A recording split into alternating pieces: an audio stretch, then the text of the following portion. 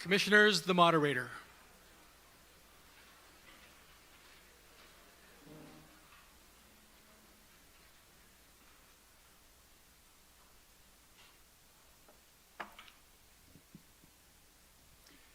In the days to come, the mountain of the Lord's house shall be established as the highest of the mountains, and shall be raised above the hills, and the nations shall stream to it. Many peoples shall come and say, "Come, let us go up to the mountain of the Lord, to the house of the God of Jacob, that he may teach us his ways, and that we may walk in his paths. For out of Zion shall go forth instruction, and the word of the Lord from Jerusalem. He shall judge between the nations and shall arbitrate for many peoples. They shall beat their swords into plowshares and their spears into pruning hooks. Nation shall not lift up sword against nation, neither shall they learn war anymore." I invite us to pray. O God, after your likeness, you created humankind in your image. We confess we fall short of your glory and often do not reflect your image in our lives. We learn from each other, and taking after the likeness of one another, especially when we disagree, when we do not understand, when we fear, when we covet, or chase after our own desires. We reflect one another. When we receive insult, we so often return insult. When we are hurt, we in turn hurt one another. We sadly acknowledge, our God, that we can return evil for evil, even disguising our vengeance by calling it justice. Our God, we plead, help us to unlearn these patterns, that we might learn to walk in your paths and reflect your way, your peace, your love, your forgiveness. As we meet together, give us clarity of mind, quietness of spirit, integrity of purpose, and love for one another, so that in all that we do, may we do so according to your will, and may we indeed reflect the image we are created in. Through Jesus Christ our Lord. Amen.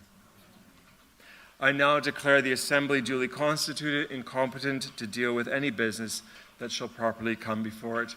You may be seated.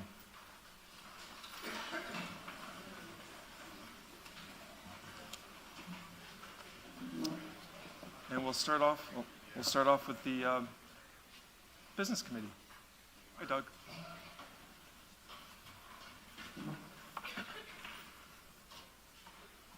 Thank you, moderator. We've received a request to change the order of the reports this morning, to begin with the Cutting Edge of Mission report, and also move the International Affairs Committee with their guest to a different position. So we'll see it on the screen shortly. Is that agreed that we don't need a motion to do this, but it's not for me to call for the court to be agreed on this. What am I doing? So, moderator, that's the request of the Committee on Business, to move the order of the reports this morning, but Cutting Edge first. We just need agreement on that, right? I think so. Yeah. To be a bit casual, are we agreed? Also, moderator, a few people would like to have the motion that was tabled yesterday lifted at some point today. We'd also ask, Business Committee would ask that not be done until after the two reports have been dealt with this morning, if that's possible, so we can get through those reports. And also, it's our understanding that the YARs would like to be the ones to lift it from the table, so just so the court is aware of that. Also, we have another report of the committee, relieve and withdraw, and that's that the following commissioners be granted leave to withdraw. That's Dave Lee, Presbytery of Eastern Hong Kah from the 2nd and 3rd Sederunt, Kathy Smith, Presbytery of Paris from 7th and 8th Sederunt, and Caleb Kim, Presbytery of Lindsay Peterborough from the 9th Sederunt. That is moved and seconded, moved by Christine Ball, seconded by James Billington. Okay. Recommendation number 3 has been moved and seconded. It is before you. All those in favor? Contrary minded? Recommendation 3 is adopted. Thank you, moderator. That's all at this time. Thank you, Doug.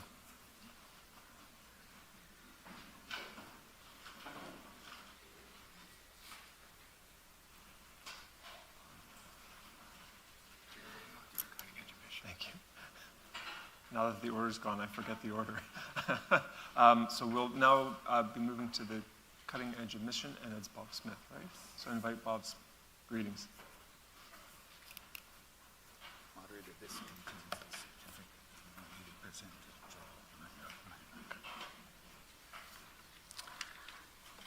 Thank you, moderator. I'm Bob Smith, the convener of the Cutting Edge of Mission Committee. Our report, which is quite short and has no recommendations, is on page 29 of the Life and Mission Agency report. The task each year before the Cutting Edge of Mission Committee is to research agencies involved in the work of mission or individuals with a view to identifying those which strike us as being on the cutting edge of the church's work that is innovative and fresh, work that builds up the church and proclaims and embodies the gospel message in new and compelling ways. We then invite that individual or a representative of an organization to come to address the General Assembly, to describe their work, and to receive from us, from the church, a check in the amount of $10,000, which they can use to assist them in advancing their work and to honor the efforts that they're making. This year we have chosen to lift up the work of the Friends of Prison Ministry at the Church of Central Africa Presbyterian in Malawi. With minimal government support, the conditions in prisons there are very challenging, and for the most part, inmates are essentially forgotten. Interacting with prisoners, prison staff, prisoners' families, and their communities, a team of 5 Malawians now work full-time sharing the gospel and planting seeds in that kind of context. You can read more about their work in the spring edition of the Connections newsletter, and there are copies of that report on the resource tables out on the other side. And there's a piece about it in the LMA report on page 24 of your documents.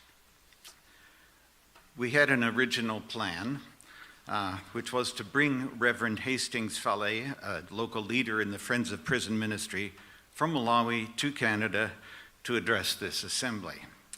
Unfortunately, we've moved to Plan B, because despite tremendous work on the part of our national office staff and their counterparts in Africa, we were unable to secure a visa for Hastings to come to Canada in time for him to address us in person. Fortunately, Hastings was able to make a video just a few weeks ago, and we'll turn to that momentarily, and we can share that with the Assembly. So, moderator, in the Reverend Hastings Fale's absence, the Reverend Joel Sherbino, appointed by our international ministries of our church and serving as Malawi liaison and working alongside the Malawian team, he's here, and we will ask you to present to him the award so he can receive it on behalf of the Friends of Prison Ministry in Malawi, and say a few words that will lead into the video which is to come. And if technology cooperates, the Reverend Hastings will join us by video link for a few words at the conclusion of the video. Pray for us. Yes.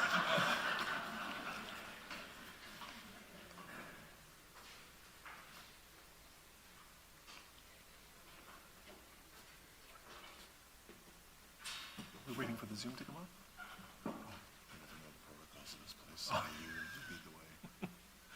Well, thank you for receiving us on behalf of the Friends of Prison Ministry, and we look forward to hearing the presentation. But thank you for being with us today, and for marking this incredible mission and ministry that is happening. So, thank you, and we look forward. Fingers crossed, we can see Hastings' presentation and be able to speak to him directly. So, thank you. Thank you, Mark. I appreciate that. Well, thank you, moderator, and commissioners here at the General Assembly. My apologies for being Plan B. But I've had the privilege for the last 10 years of overseeing and working with the Friends of Prison ministry in Malawi. And it is a ministry that has truly captured my heart and captured the heart of so many people in Canada and also in other countries as well. It's a ministry that really started simply and humbly. Started by going into prisons, one of the most forgotten places in Malawi. Malawi's in the southern part of Africa, typically one of the poorest countries in the world. And so if you imagine that and then imagine the circumstances within prisons, you start to see very quickly many of the conditions that they face. Prisons in Malawi are chronically overcrowded and underfunded, receiving about a third of the budget that would actually be required for these men, women, and children to receive just the humanitarian aid and needs that would happen. So in 2015, we really began to get more involved in the prisons. It started, as I said, quite humbly. We were involved in 2 prisons. And in the last 10 years, we have seen this ministry grow to where we are now involved in 24 prisons in the southern part of Malawi. That covers about 6,000 men, women, and children weekly. We're involved in a number of things that Hastings is going to share with all of you. But essentially, we live with a vision of planting seeds of hope, a hope that comes in knowing just the love and the grace of Jesus in the midst of all of life. And so we have a dedicated team of 5 Malawians that I have a part of working with. Hastings is our country coordinator, and then we have 4 area chaplains who go into various prisons. Typically 4 to 5 prisons are under each of them. And one of the challenges that the prisons face in Malawi is that they're often in very rural and remote areas. And so getting to these prisons is oftentimes incredibly hard. But we have seen just amazing things through this ministry. We have seen lives changed and lives transformed. The other Hastings, one of our team leaders, actually came to faith while a prisoner in one of our ministries. And upon his release, became a part of our team and is now one of our team leaders. Just again, seeing the impact of the gospel upon his life and upon the lives of others. And so it's disappointing that Hastings could not be here in person, but it's a great privilege and with great excitement to introduce you to Hastings via video as he shares a little bit more of his heart and the heart of this ministry with all of you.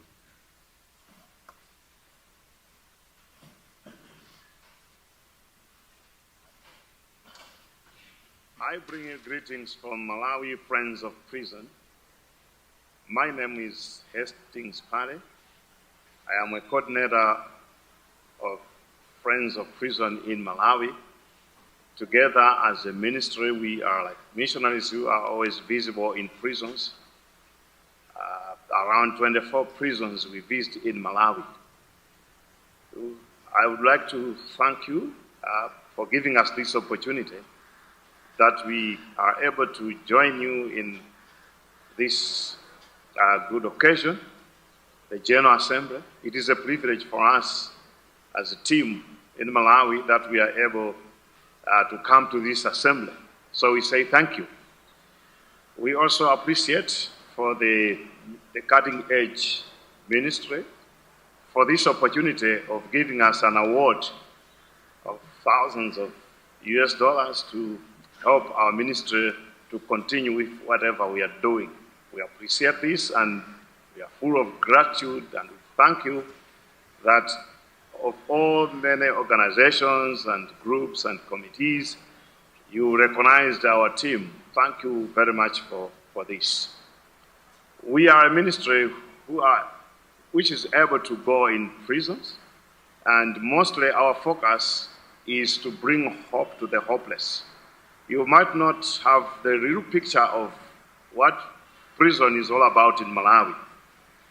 Malawi prisons are totally different from yours, because in Malawi prisons, there are a lot of challenges that the prisoners face. Just for example, the challenge of the prison cells are just very small, that it doesn't habitate many people.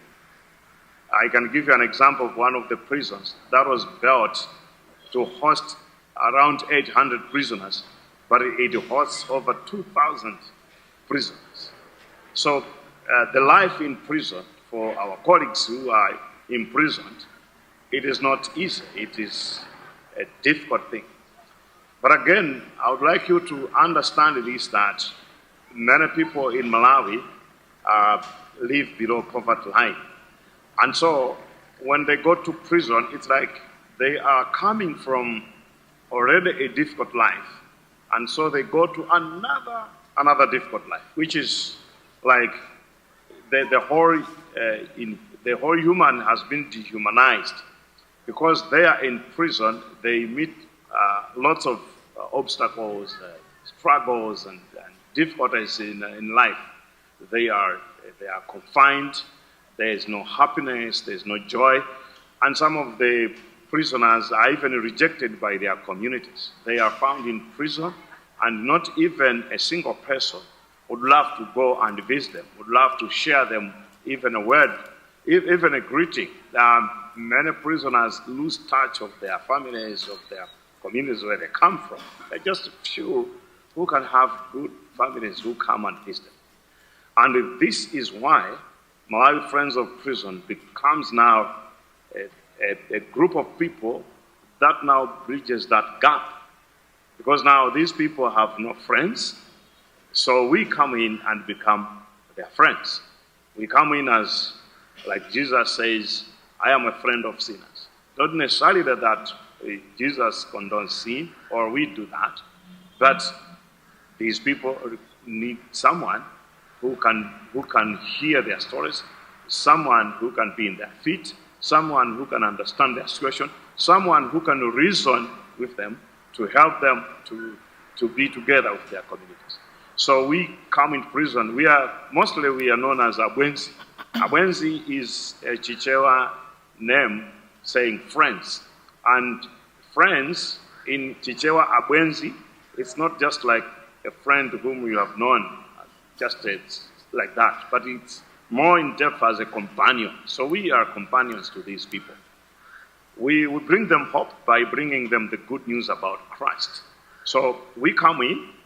Sometimes we come in as preachers, so we do conduct open preaching forums. It happens.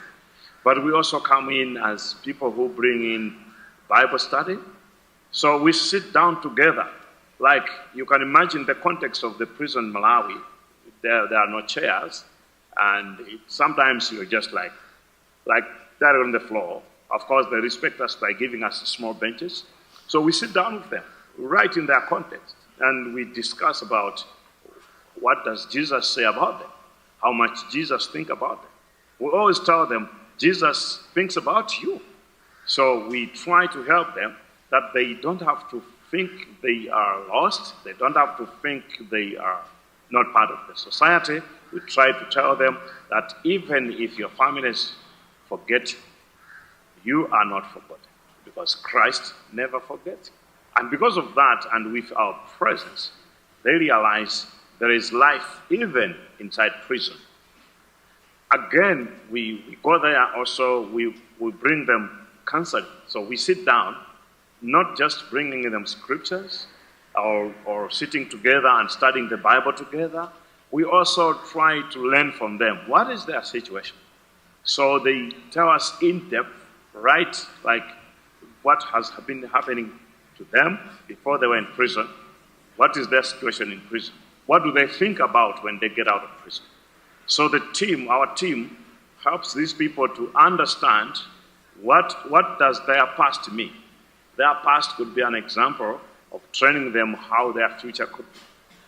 How much is it bad that they think about the past? So we try to tell them, focus about now and future.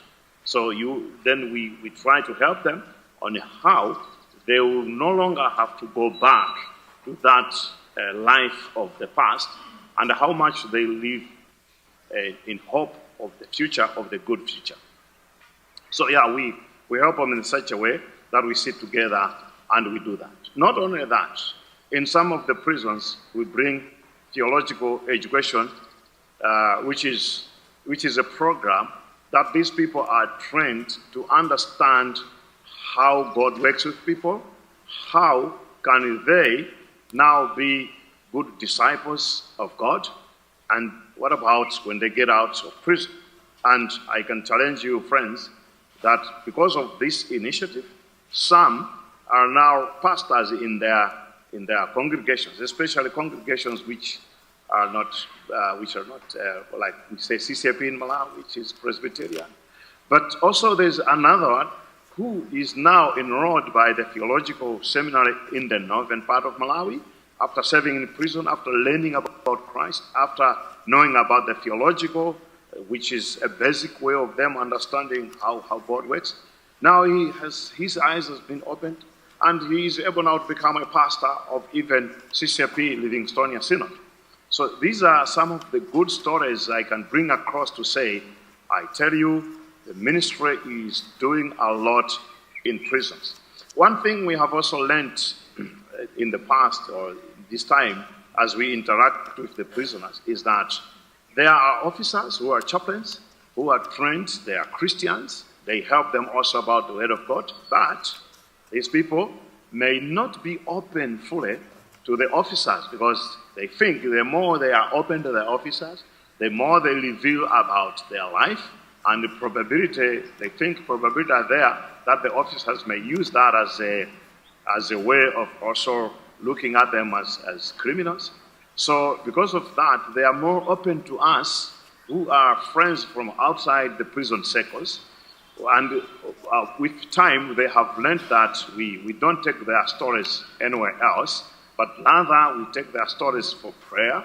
We take their stories for us to help, for us to think more on how we can help them. So they trust us. They trust us. That's why they call us abwenzi, call us companions, friends. Not only that, we bring soap, we bring medicine, because then we realize they have a problem in their physical. Especially when you talk about soap, even one tablet of a soap is enough to keep them smiling. They are given uniform. Some of them don't have uniform, but they wear their clothes. They do all the work they can. Inside the prison, there is no laundry. There's nowhere there's no one and nowhere to laundry. Instead, they have to find time to launder themselves their clothes. So we bring them soap once a month, and this helps them to be clean. So in other words, we are helping the prisoners holistically. We help them in their hygiene, because normally they tell us this is helping them for hygiene, and we know for sure we are also then on healthy, then we are helping on the healthy status. But at the same time, we make them to feel like decent life, so they feel connected with the society. And we have people who have come to us to say, we don't know what could have happened to us if it were not for friends of prison. We have examples of people who have been rejected not only by their families, but the whole village. The whole village, like in Malawi, the village is headed by a chief. So the chief could lead the whole village to say, please do not accept this person in our village once again. Actually, they feel like, what about if he dies there? What about if she dies there? But by the grace of God, when we help these people, we are even able also to escort some of them to their homes, to plead with their families so that they can accept them. And by the grace of God, we are seeing these things happen. So, yeah, friends, we are a group of people. We are not a very big group. We are 7 of us. 2 are the Canadians, Joel and David Shebino, and 5, we are the Malawians in Malawi. Myself, Hastings, we have Takwanda Thompson, we have Hastings Mwinjiro, another Hastings anyway. We have Rames Uwayo, we have Laika Muhone. This team together brings joy, brings love, brings life to the people who are like, where were you? When we come, they always are like say, we have God coming to us. So this is much that we are doing. But apart from that, we are bringing impact to these prisoners It's like we bring impact to their life in prison, so they have joy regardless of their difficult times. But we also help them to prepare them for their life when they get out. Yes, they are there. Apart from that, we are also helping officers. We have testimonies of officers who could be aside with us when we are counseling, when we are preaching, when we are doing Bible study for their security. But the Word of God, like the Bible itself, it pierces into the hearts of people. The Word of God also is piercing in these officers. At a time they could call us behind and say, oh, sorry, I also need Christ. Oh, sorry, I need this. So we also cancel even the officers. So the impact is so huge. It's not only for those incarcerated, but even the officers, they can testify. They can testify of what God is doing. Just recently, 2 weeks ago, a few days ago, this is just one of the testimonies I can share, that some of these officers, one of the officers is praising God because he has been promoted. Like, he was thinking of among 30 people from one prison. That time he was injured. He could not explain himself precisely at the interview, but he has been picked up and has been promoted. He feels like it's because at the moment he gave his life to Christ, it's because now he is full of joy and he has grace in him. And he thinks because of my friends of prison coming, they are close to them, then life is there. So holistically, we are helping prisons in Malawi. So therefore, I should also like to say thank you for all the support, not only because of this award, but I thank you, all the Canadians, for the support you are doing for Malawi Friends of Prison. Without you, we cannot proceed. Without you, we cannot bring this good message. Without you, we cannot bring joy to people. So, as I conclude, I say, this is one of the that no one can run away to. We are there.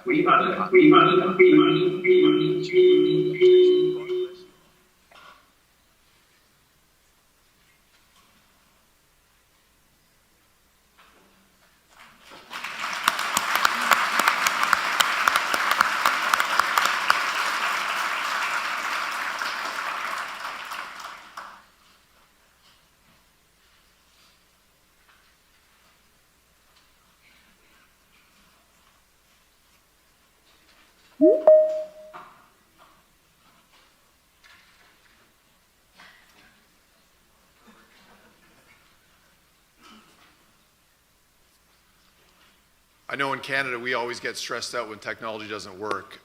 That's just a way of life in Malawi. I mean, technology is like, we're good to go. And so obviously, it was great to hear a little bit from Hastings. Are we able to get them online? Wonderful. Oh, great.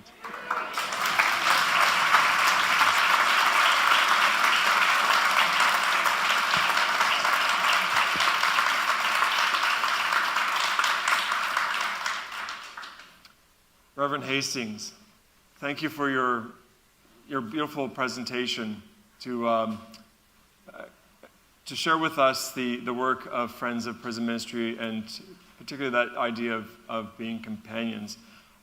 Certainly wish you could have been here in person to greet you in person, but it's good to see you over Zoom. So welcome. Thank you. If you have a few words to share, we'd love to hear, and then I'll offer a few words. Well, I don't have much to say, but appreciation of whatever has happened today. We appreciate that you are supporting us in Malawi. It's a tiny and small country, but you are doing great things to all of us.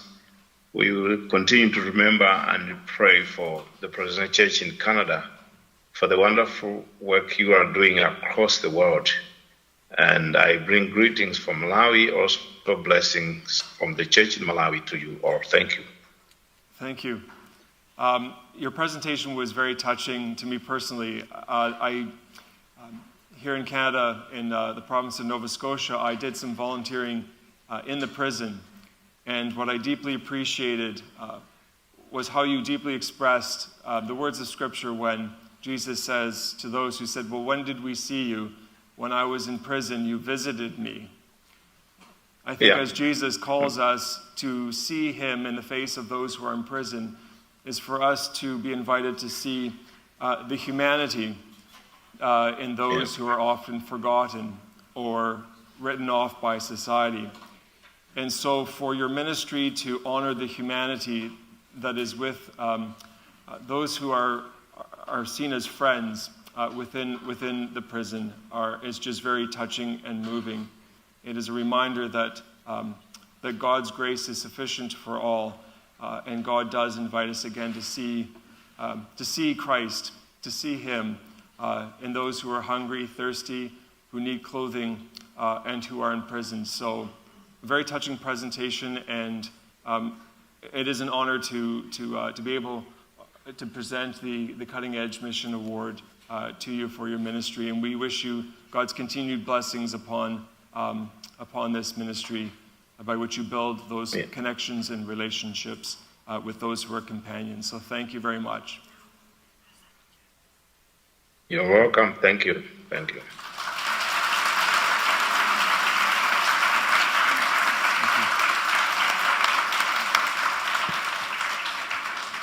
Hastings, good to see you, buddy.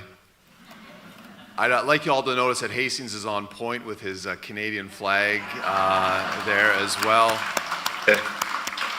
Our hope is that Hastings will be coming to Canada at some point, and so if you are in the southwestern Ontario area, we'll be able to spend some time with him. I'm going to be around all day, and so if you have questions or you'd like to know more about the Friends of Prison Ministry in Malawi, I'm going to be hanging out at the LMA table during break and during lunch. Would love to chat with you. We have a website. You can find out more information. And we also have some Malawian gifts. And so I'd like to present first to our moderator. This is actually all Malawian swag. And so we have bookmarks, and we also have handbags, which is made by one of our team members in Malawi. So the plan was Hastings was going to bring additional resources with him when he came, as I was there in February and didn't bring enough, I don't think. So come early and get some stuff is the point in all of this. But moderator, I won't make you rush out to the table, but thank you for your time, your attention. It has been a real privilege to be here, but the real privilege is working with these phenomenal individuals in Malawi to really bring the gospel into the hearts of people who so desperately need it. So thank you, moderator. Thank you. Thank you. Lovely. Thank you.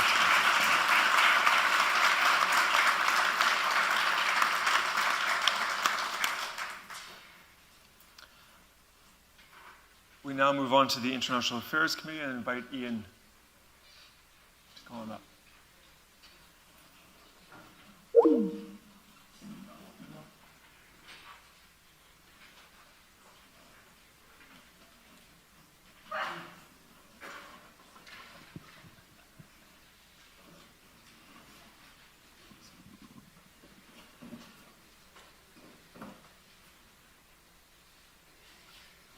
Yes, please. Moderator, I have a point of order I would wish to make before the committee makes its presentation. At time, we are commanded. Sorry. As we're starting out fresh in the day, just remember when you approach the mic, wait till you are called upon by the moderator to acknowledge you, and then you can speak. So microphone number. Are we? I can't see him. Yeah. Microphone number 1. Joseph Whiteside, Presbyterian of Westminster. We are commanded as elders to seek no divisive course, and in that duty it is at times incumbent to speak prior to presentations to try and mitigate divisive courses. I make the following point of order and ask the moderator's kind consideration and ruling on the following.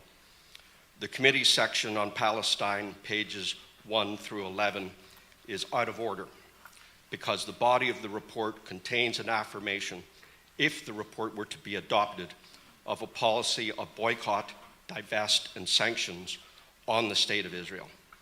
I am advised that at least one previous General Assembly rejected such a recommendation. There has been no basis or discussion with presbyteries seeking to revisit that question. That should have occurred. Rather, we have the views of a committee that lacks any balance if such were possible. Second, it is improper to place a BDS affirmation within the body of the report as the only logical conclusion to be drawn from its presentation. Any BDS policy, whether implicit or explicit, may have financial implications. The report therefore needed to be referred to Assembly Council's Finance Committee as per 296.6. To my understanding, this was not done. There's no indication in the report that was done, and therefore no provision in the report could contain such a recommendation. Lastly, even if I am incorrect on the above, such a recommendation could only be considered if it was properly submitted as such. There is no stated recommendation to that effect. I therefore ask first that you rule that the entire section on Palestine, pages 1 to 11, be ruled out of order and withdrawn from further discussion or debate at this General Assembly. Second, that if that is declined, that the section on tools for peace be deleted on the same basis as my point of order. Nothing in what I say, moderator, implies that I do not wish to hear from our guests. I very urgently do wish to hear from our guests. Thank you, moderator, for your consideration. We are going to just pause for a moment to reflect, and I'll get back to you on the point of order. Regarding the point of order, I rule that recommendation number 2, pages 1 to 11, and also the tools for peace and all that is contained in the report is in order. First of all, the Assembly has, at its opening Sederunt, did move and adopt to receive and consider this report and its recommendation. Secondly, the Assembly does not bind another Assembly. And so if there have been decisions to the contrary in the past, this Assembly is not bound to uphold those decisions or recommendations of previous reports, as this is not a matter in terms of doctrine or a matter of polity. Those are decisions that a previous Assembly has made, and we're not bound to uphold the same decisions of a previous Assembly. So I do rule, again, that the items that were indicated, but the report in its entirety is in order and its recommendations are in order. And I would like to call upon Ian to explain one further point.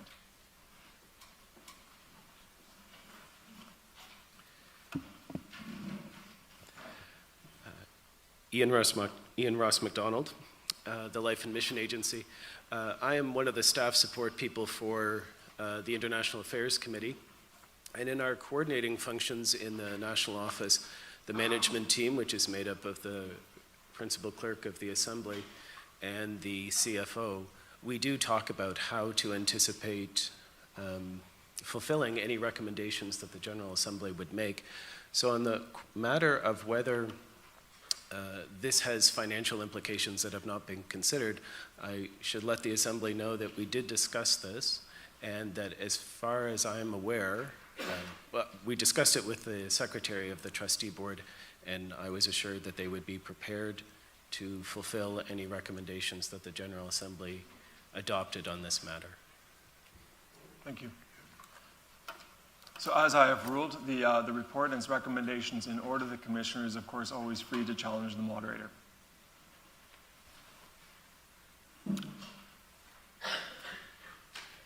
Let's proceed.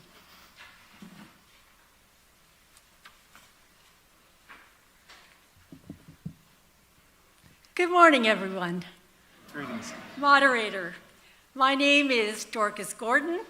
I'm a member of the International Affairs Committee, and I'm presenting the committee's report on behalf of the convener, the Reverend Sharmila Ireland, who is currently on leave.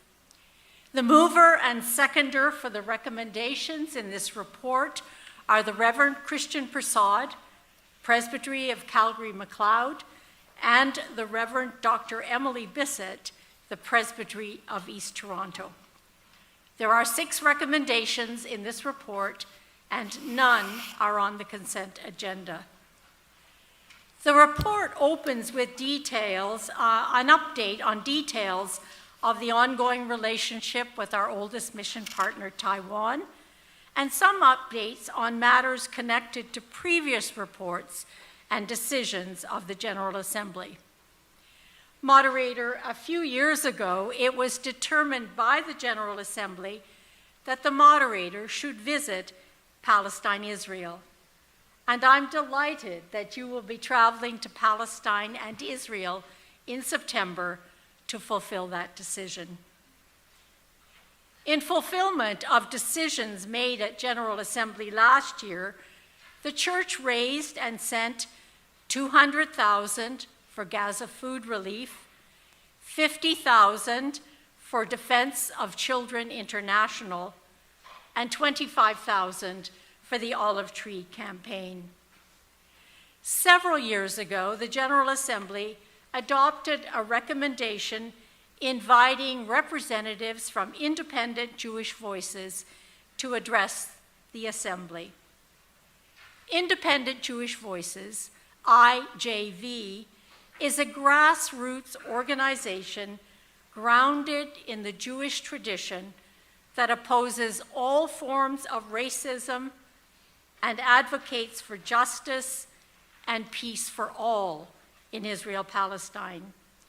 IJV has written many reports, such as Unveiling the Chilly Climate, the Suppression of Speech on Palestine in Canada 2022, and a few days ago released Silenced in Our Name, a Jewish commentary on Canada's adoption of the use of the IHRA, that is the International Holocaust Remembrance Alliance's working definition of anti-Semitism, a definition that has become a tool to silence criticism of Israel's policies of conflating opposition to Israel and Zionism as hatred of Jews. IJV's vision is of a just peace in Israel-Palestine based on principles of equality and human rights. IJV seeks to amplify the voices of Canadian Jews in support of justice in Israel-Palestine and at home. Today, I feel very privileged to be introducing Corey Balsam, the National Coordinator of Independent Jewish Voices. He is joined by a fellow member of IJV, David Mivasar, who has disappeared at the moment. He is a retired rabbi living here in Hamilton. Let me provide a quote from Corey. Quote, "I see IJV not only as an organization of progressive Jews that support Palestinian rights, but as a space for Jews to develop an alternative Jewish community grounded in the principles of true social justice." Moderator, please welcome Corey to address the Assembly.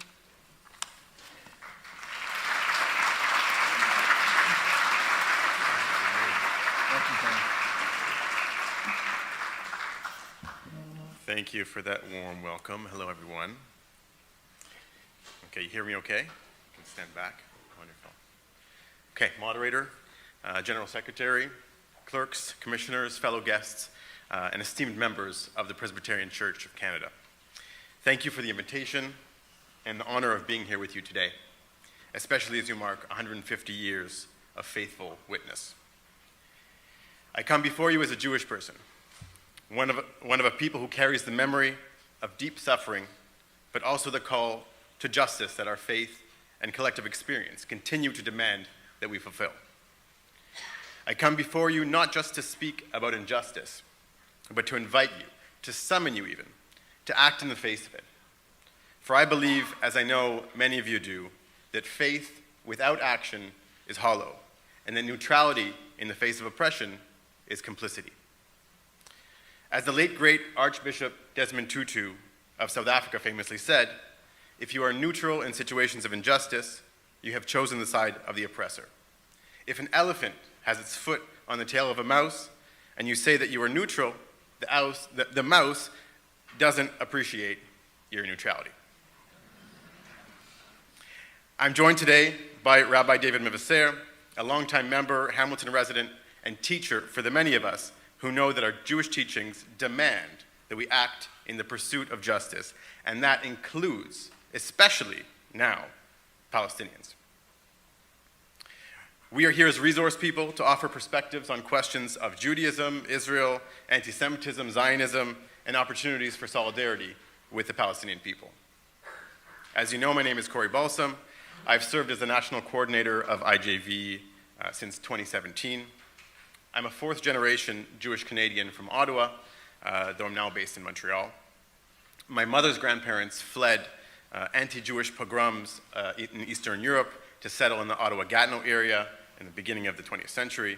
And my father's father survived the Nazi concentration camps and managed to make it to Montreal using his cousin's passport.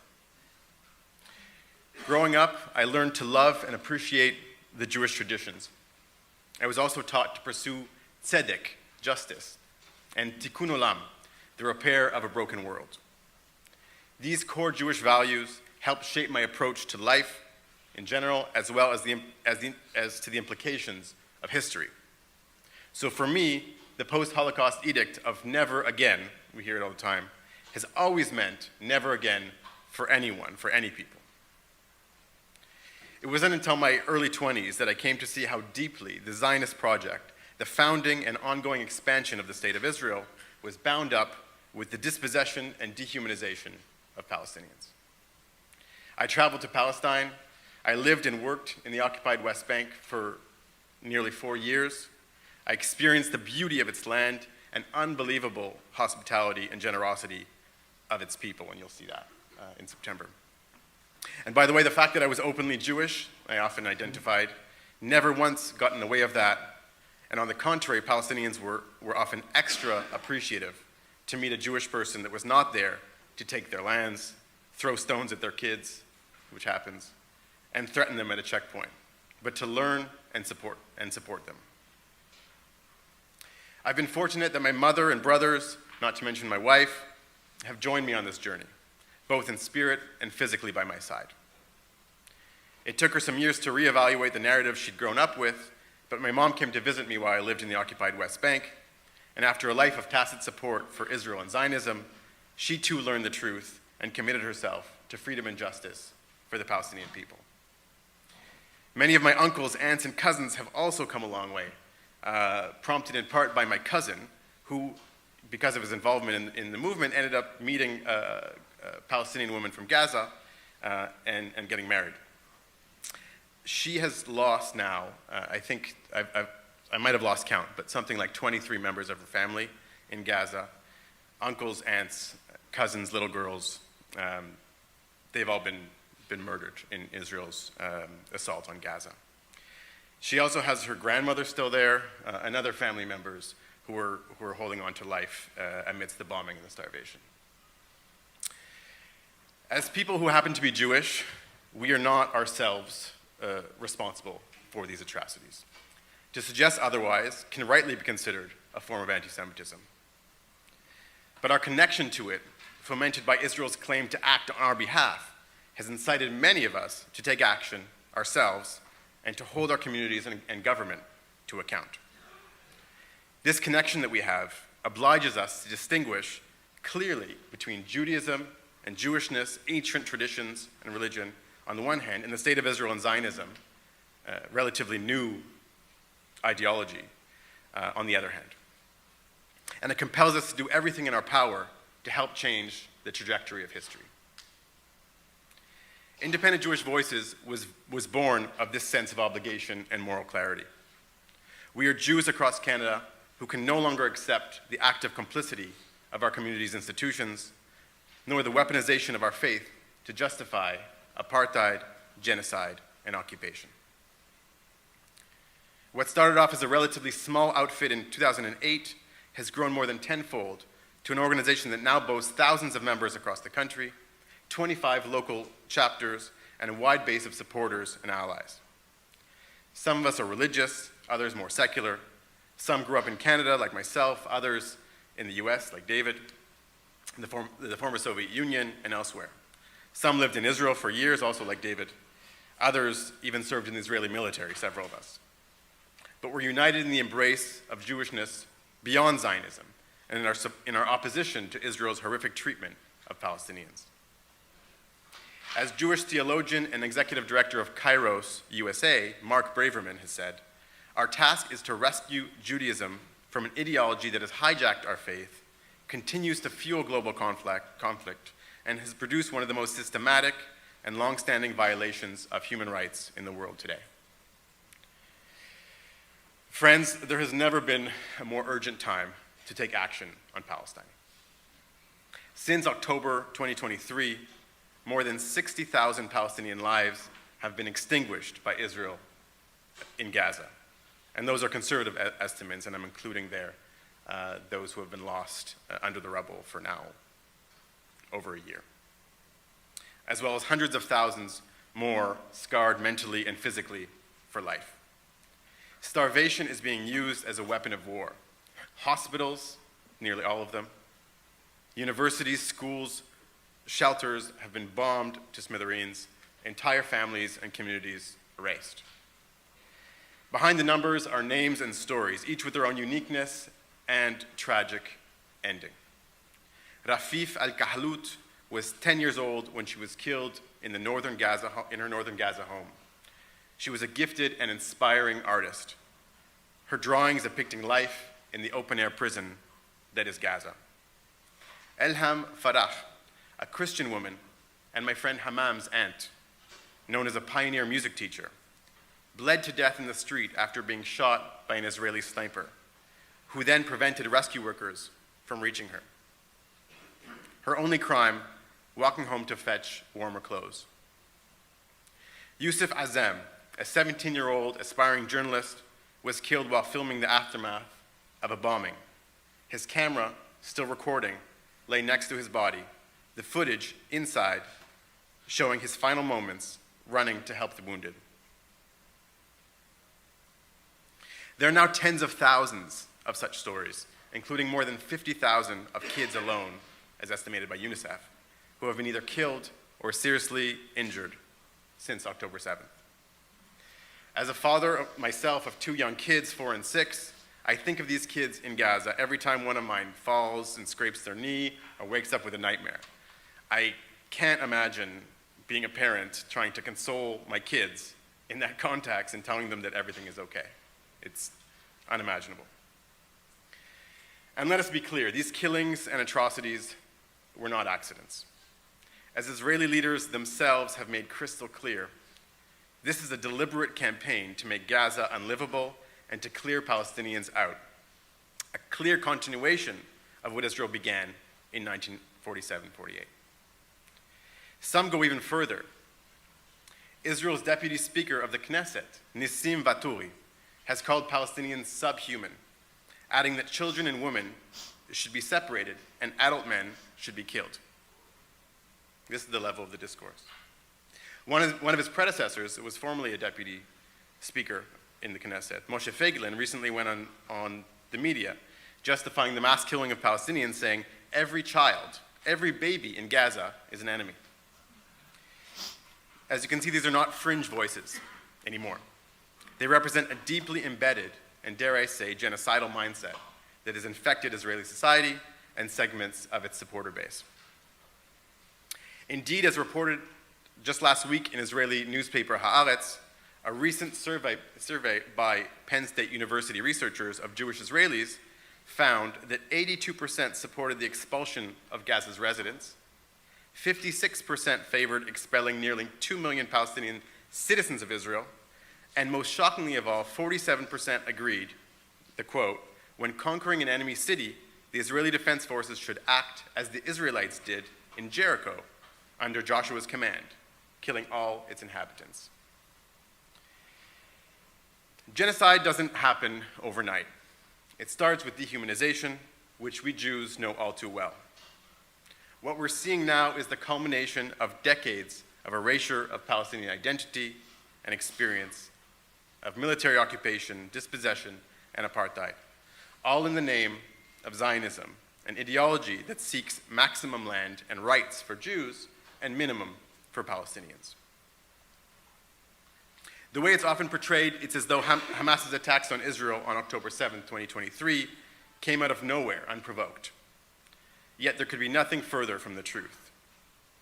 Roughly a third the size of the city of Hamilton, Gaza, it's 365 square kilometers, Hamilton's about 1,200, has been described as an open-air prison, besieged by an Israeli land, air, and sea blockade since 2007. From then on, Israel's engaged in periodic bombing campaigns, sometimes referred to by Israeli leaders as cutting the grass, killing thousands and almost completely destroying the Gazan economy. Some of you might know that roughly 80% of the people in Gaza are there in the first place because they were driven out, or their grandparents or parents were driven out of what is now Israel. They're almost all refugees. And of course, forbidden from returning to their lands. This is the context in which Hamas's October 7th attacks on Israel came about 20 months ago. I say this not to excuse or defend it, it was horrific. But it is important to put it into its context. In his new book, Being Jewish After the Destruction of Gaza, Peter Beinart, Jewish-American, Orthodox Jewish journalist, argues that the best analogies for October 7th lie with the many cases of colonized people violently rising up against their European colonizers. Like the Lowry massacre by Mau Mau rebels seeking to rid themselves of British colonialism in 1950s Kenya. Gruesome, pitiless attacks by oppressed peoples resisting their oppression. Many ask, how can Jews, a people who experienced the Holocaust and centuries of persecution, go on to oppress another people? And yet here we are. One way of understanding it, of course, is that hurt people hurt people. As Dr. Gabor Mate, a child Holocaust survivor and fellow IGV member, explains, and I'm paraphrasing, trauma survivors and those who identify with them are by no means immune from becoming themselves perpetrators of trauma. On the contrary, they're even more susceptible to transferring their trauma, whether direct or intergenerational, onto others. The answer to this deadly cycle of trauma is not more trauma. The answer to ethno-nationalism is not more ethno-nationalism, and the answer to genocide is not more genocide. The answer is what we call tikkun olam, healing and repairing the world and ourselves with it, so that we can live and thrive without domination or dispossession. And so I turn to you, not just as fellow Canadians, but as fellow people of the book. You have before you a resolution that offers tools of peace, including boycotts, divestment, and sanctions. These are nonviolent responses to an extremely violent reality.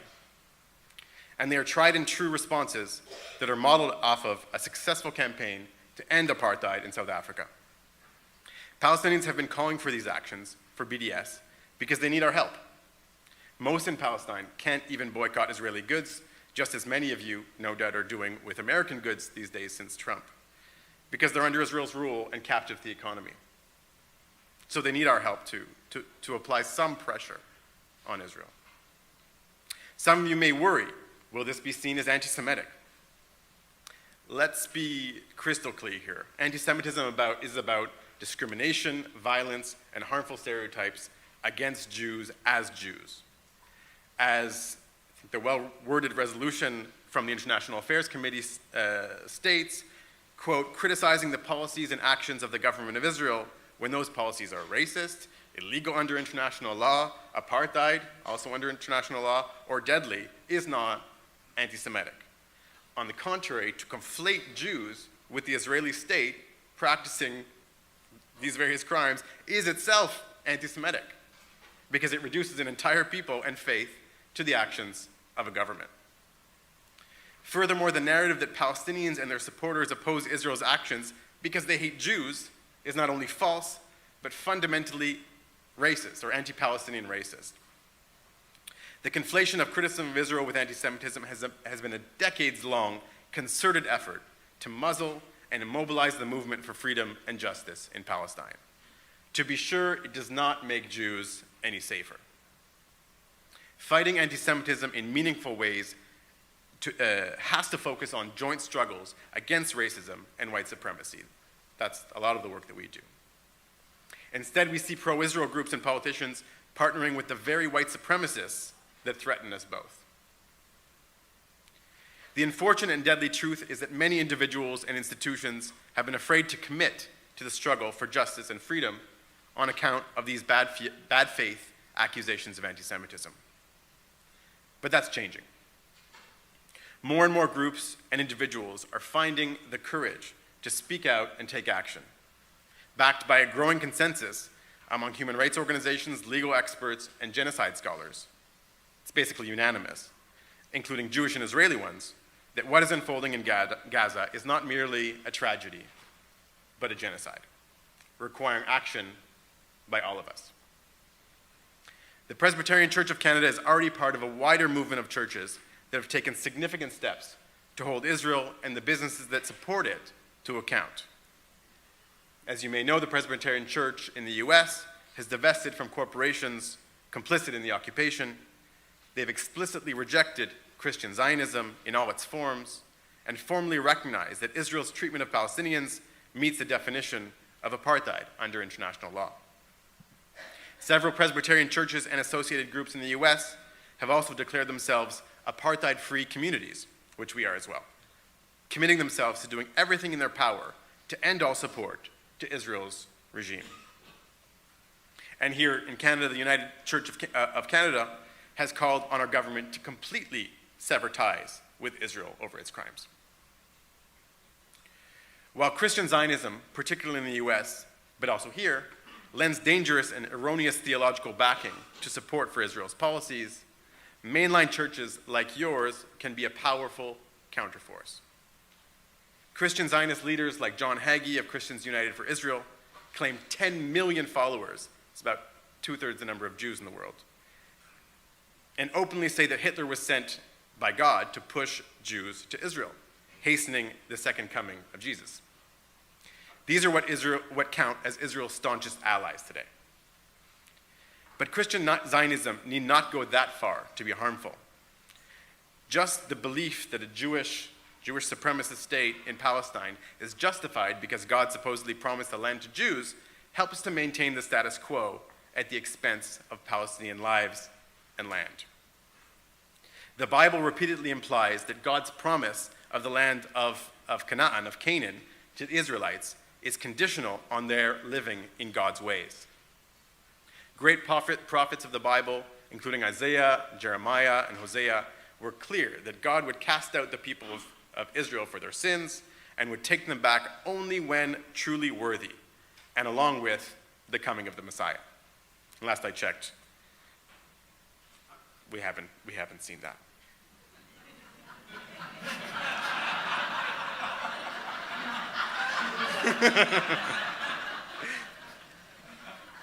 From our perspective, of course.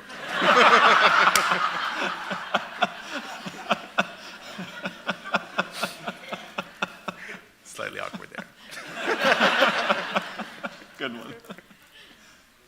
It is exactly this biblical theology of the relationship of our people to the land that the early Zionists rebelled against, and which many Christians ignore when they profess that the modern state of Israel is the fulfillment of prophecy. So as Jews stand up and say, "Not in our name," so too must Christians. Yet this is not just an issue of identity and faith, of Judaism and Christianity, of Islam. As Canadians too, we are deeply implicated. Our taxes subsidize so-called charities that fund Israeli settlements and the Israeli military. Our pension funds and banks invest in weapons manufacturers. Our government buys military goods that are marketed as battle-tested on Palestinians and allows for Palestinian companies, or Canadian companies, I should say, to profit off of sending arms to Israel. Our government seeks to restrict protest and speech, falsely conflating necessary and valid criticism of Israel with anti-Semitism, for example, with the definition that Dorcas spoke of. You have before you a resolution which I think is measured, moral, and necessary.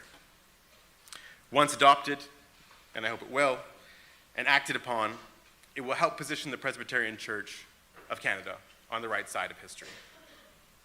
And most importantly, contribute to a global movement including Palestinians, Israelis, Christians, Muslims, and Jews demanding an end to the bloodshed, and one day, we must pray, true peace and justice in the Holy Land.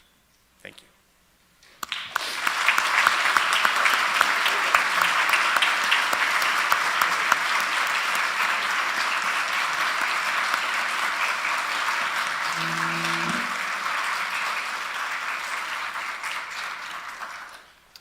Thank you. It was very moving. Connecting with your comments as a father, comforting your children here in Canada, usually trying to comfort for those social challenges at school and so forth. And as I'm driving to the school and hearing the news about what's going on, I cannot imagine how to comfort my children in a war-torn area. I also appreciate how you highlighted the way in which our faith traditions can be hijacked and weaponized in a way to justify hurt and harm. The way that even the Jericho message was used as a way to encourage the storming of the Capitol on January 6th. Our faith traditions and our scripture and what we hold dear that pushes us towards acts of justice and kindness and love, it's unbelievable and heartbreaking that it can be turned as a weapon against others in such a way to dehumanize others.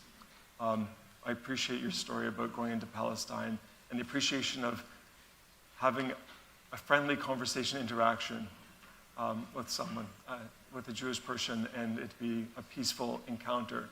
That was very heartwarming and touching. Very much appreciate your presentation today.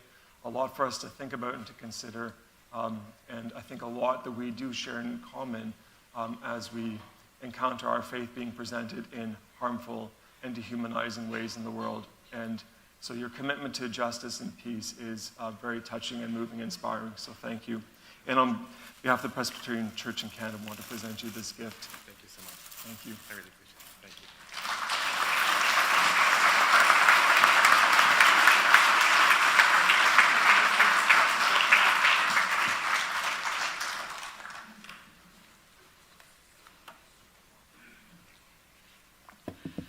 Moderator, we now turn to consider the recommendations associated with this report. In 2008, the General Assembly encouraged Presbyterians to promote the purchase of products and services from the occupied Palestinian territories through organizations such as the Alternative Tourism Group. In 2019, Canadian Friends of Sabeel, CFOS, a Canadian ecumenical response to the call of Palestinians for solidarity, consulted with Palestinian organizations about alternative tourism and pilgrimage in the Holy Land.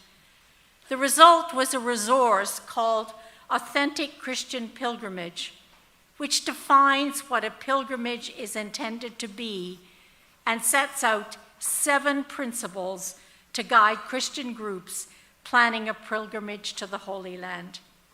Moderator, recommendation IAC 001 asks that the document Authentic Christian Pilgrimage be commended to individuals, congregations, colleges, courts, and agencies in the church to inform and guide visits to Palestine and Israel.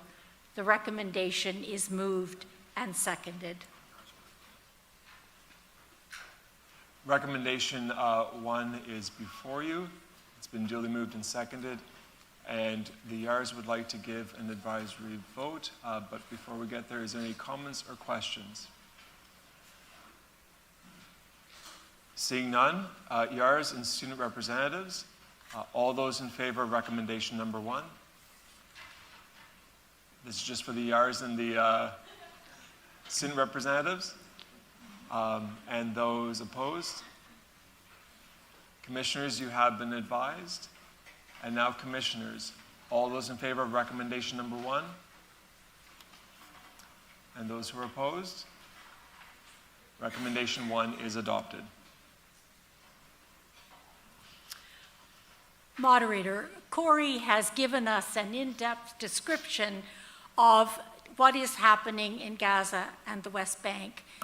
The IAC report describes the situation on the ground in Gaza and the West Bank as of March the 1st, 2025. Since then, the intention of Israel to completely destroy Gaza and its people has become more evident. Just over 3 months ago, the government of Israel completely sealed off Gaza, preventing the entry of any humanitarian supplies from reaching the civilian population, and at the same time continuing its assaults, killing, injuring, and maiming Palestinian children, women, and men. Many of you have seen the picture or video this past week of a 5-year-old child, Wand, running through fire to escape being burned alive. Multiply that many, many times over to understand and feel the pain and utter desolation of a beleaguered population.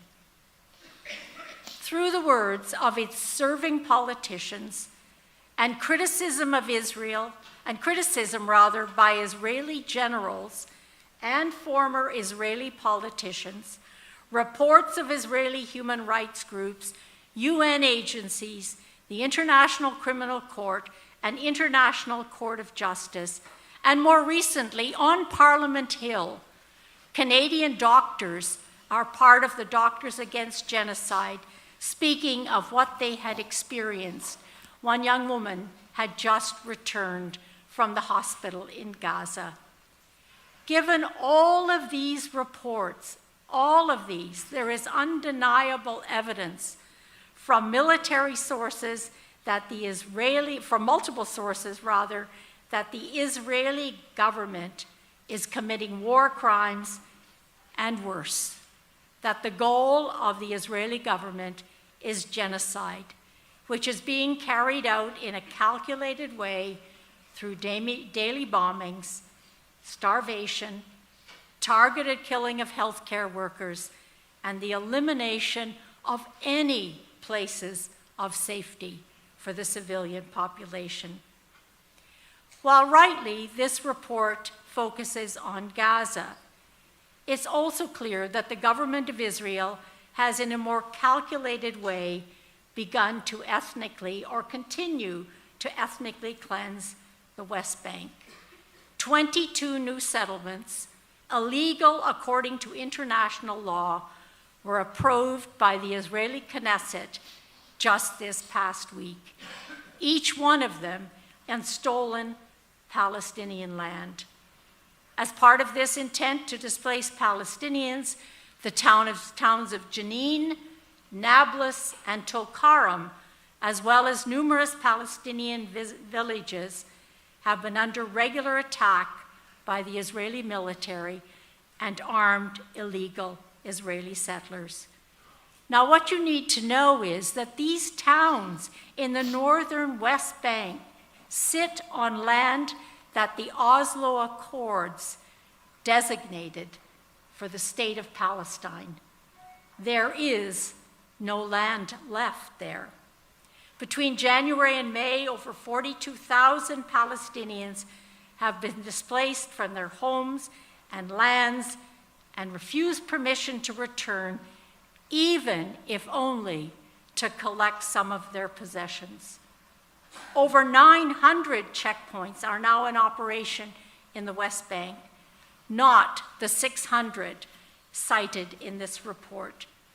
Checkpoints which at any point can be closed off, imprisoning whole populations in a way similar to what began in Gaza in the 1990s and was completed 18 years ago when Gaza was declared the largest open-air prison in the world. Palestinians, and you must remember there are Palestinians called Palestinian 48ers who continued to live in Israel and have Israeli citizenship, although not full citizenship because they're not Jewish, are being arrested in greater numbers, many being incarcerated without charge under administrative detention. In the face of the intensity of the violence of the Israeli government and military, as Christians, we can feel overwhelmed. However, there are actions we can take that are simple and effective. Thus, recommendation IAC 002 and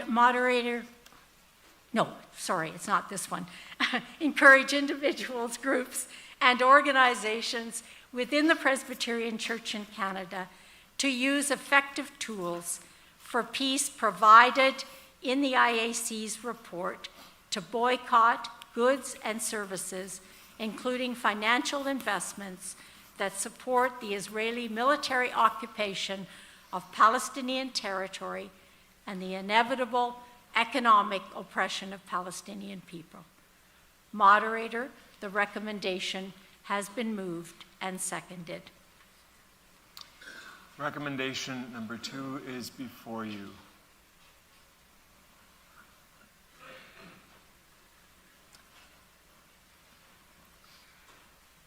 Microphone number 1. Joseph Whiteside, Presbyterian of Westminster. I thank the presenters for the presentation. It was very interesting and I appreciate it very much. However, I have to say that I remain strongly opposed to any attempt to BDS the State of Israel. I believe it is unwise, unjustified, and unnecessary in these circumstances. I think we are dealing with tragic circumstances that lead us all to reflect very deeply on what is right and proper and will help bring about peace. And I firmly believe that a BDS strategy affirmed by this General Assembly will not achieve that. Thank you, Moderator. Microphone number 4.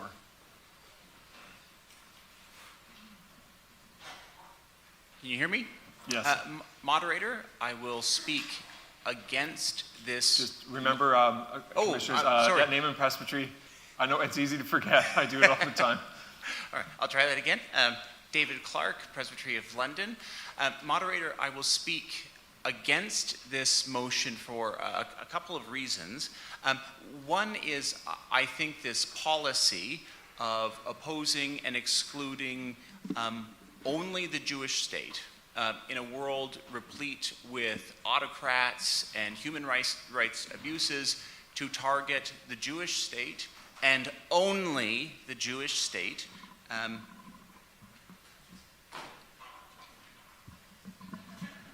To target the Jewish state and only the Jewish state is not a reasonable or rational kind of policy. If the Presbyterian Church in Canada were interested in boycott, divestment, and sanctions against countries with which there are perhaps human rights concerns, then the only reasonable and consistent way to do that would be to make a list of all the countries with which we have with which the denomination determines that it has human rights or other concerns. It will be a long list. It will not be a list of one.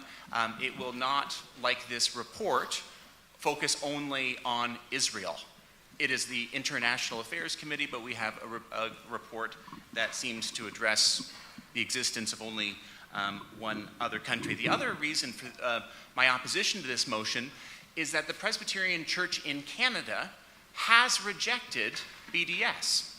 And I found it quite, I found it very, there's lack of transparency, quite disingenuous, that this report presents BDS as if this is the first time, as if the Presbyterian Church in Canada has not opposed BDS since the beginnings of BDS in the 2000s.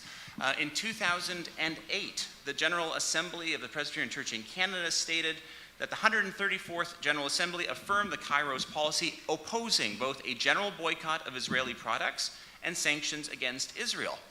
This very committee, the International Affairs Committee, subsequently acknowledged that rejection. In 2018, this committee wrote, "The General Assembly has also stated that it opposes comprehensive boycott, divestment, and sanctions against Israel." And yet, in this report, that background is not acknowledged. The reasons the General Assembly has opposed, why our denomination has opposed BDS in the past, is nowhere acknowledged.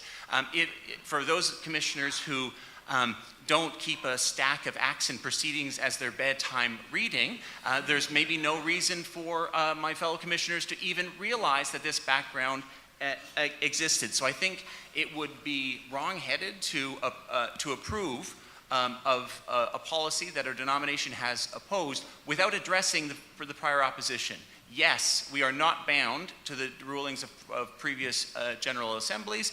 At the same time, I think it would be very unwise for us as a denomination not to take into account what previous General Assemblies have said and decided. So on the grounds of this inconsistency of targeting the Jewish state and only the Jewish state, I speak against this, and as a matter of integrity for our denomination, to reverse the position without even acknowledging that this is a massive reversal of the position, I think is very unwise and does not even show respect to our predecessors in the previous General Assembly. Thank you, moderator.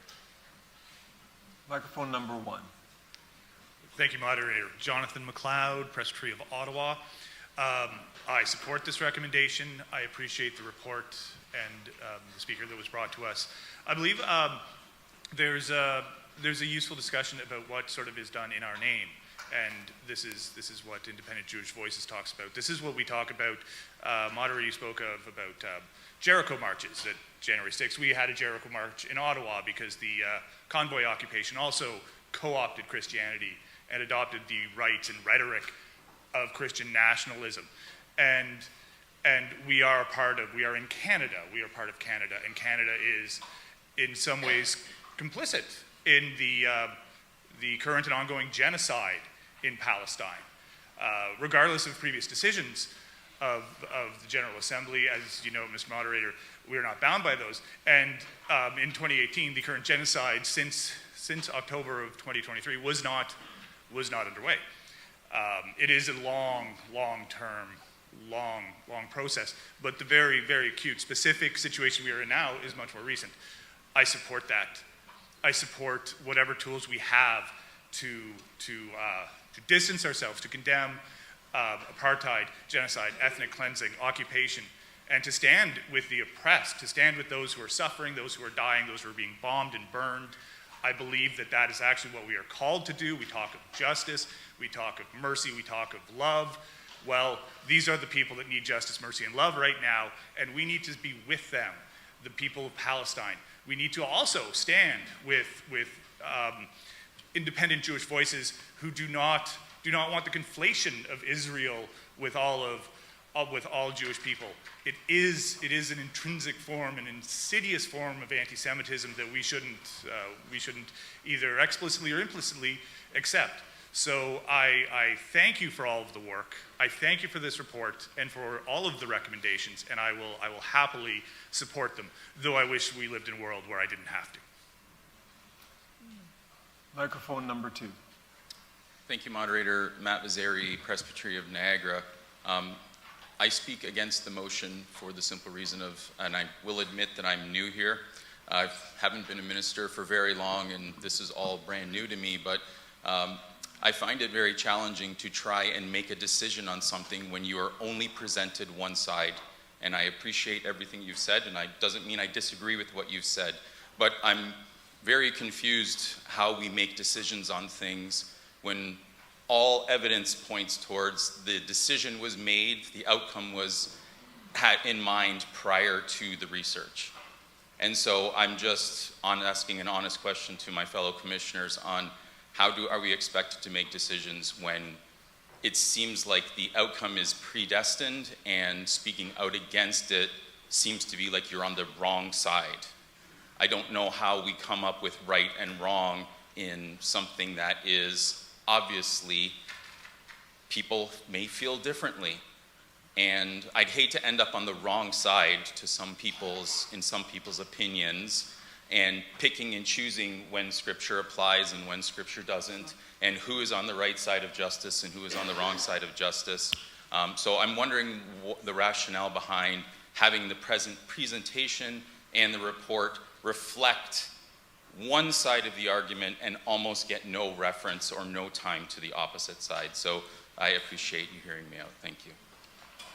Microphone number 1. Thank you, moderator. Esther Ekong from the Presbyterian of Ottawa. I start by adopting everything that the previous speaker has just said. I really don't support this recommendation. I've heard everything, and I truly appreciate the work that the committee has put into this, and my heart goes out. I loved listening to the presenter from IJD. Thank you so much for sharing your experiences. I approached this with the mind that I would finally be able to understand what's going on. But up to this point, I don't. I have been plagued by Revelations 3, verse 15, which says, I know your works, that you are neither cold nor hot. I could wish you were cold or hot. This has been my state of mind since October 7. I don't know where I stand, and I feel bad about it. But I still don't know where I stand now, because I think I have just heard a very one-sided side of the story. I don't know, and I would like to find out if the committee has made any attempt, to get another side of the story. If I had 2 stories today, I think I would have been in a better position to say, okay, finally, I know where to stand. But I haven't had 2 sides. And so I do not support this recommendation at this time. I also, as an aside, I want to read the Declaration of Faith concerning church and nation. The one and holy triune God, sovereign creator and redeemer, has declared and established his kingdom over all powers in heaven and earth. By the incarnation, death, and resurrection of Jesus Christ, and by his exaltation to the right hand of the Father, all things have been made subject to him, so that even age-long evil is overruled for good.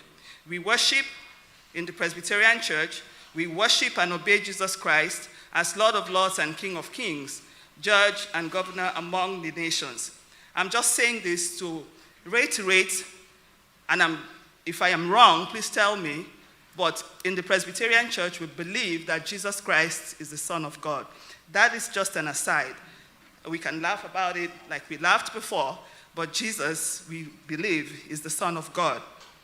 That's just an aside. My position now is that we need to hear 2 sides of the story. I'm very new, but I was reassured when the commissioner said that the assembly is not bound by the decisions of previous assembly. I don't know what the decisions of the previous assembly. Now I have a fair idea from what other people have contributed. But whatever it was, since we are not bound by it, then it is necessary. It would have been important for this assembly now to get 2 sides of this story, or none. If one person came out to present one side, then it behoves us to also hear the other side. Thank you. And just continuing in the order that you all appeared at the mics at various points, we are back to number 1. Young Cho, West Toronto. I'm going to basically say a lot of what the last 2 people have said. I'm generally in favor of the recommendations, except for this one, because it has to do with being a tool and a resource for other people. I would be more inclined to be in favor of this if it had some references to the other side as well. Thank you. Microphone number 3.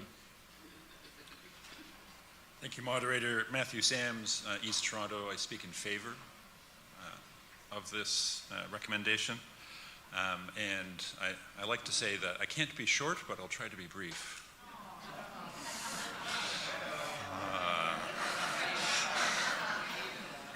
I've used 5 seconds, sorry. I hope that what I have to say is a crumb to help us in our discernment today.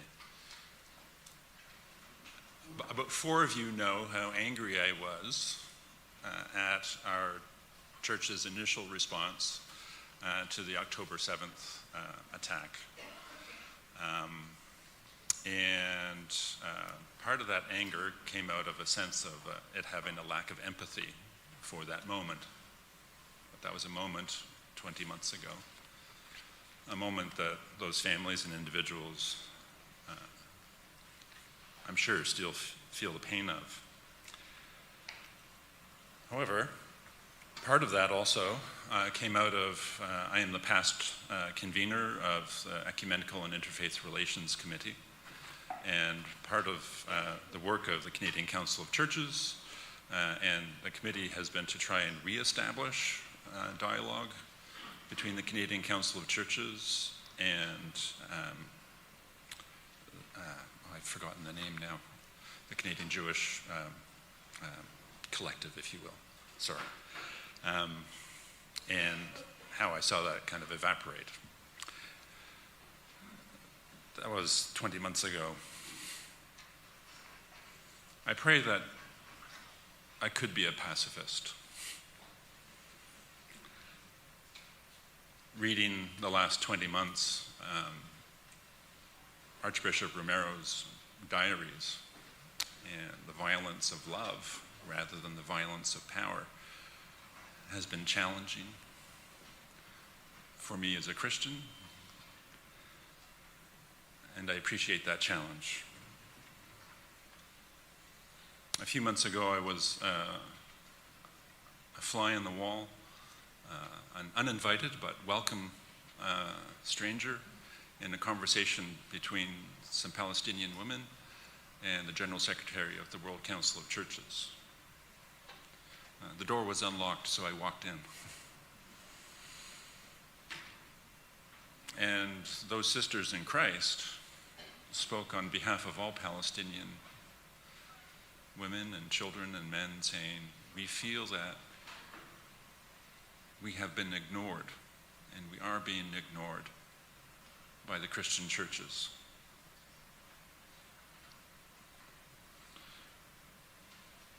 And that we have been forgotten.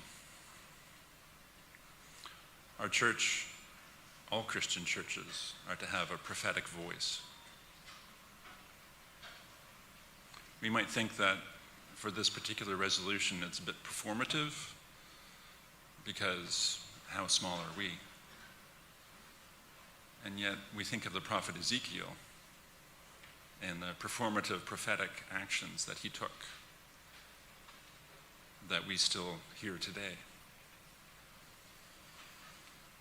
And as I said, we were in Kingston for that General Assembly. As I said, I would rather be the prophet Micaiah in 1 Kings 22, to be the one who speaks a prophetic voice to the king. Thank you. And moving over to number 4.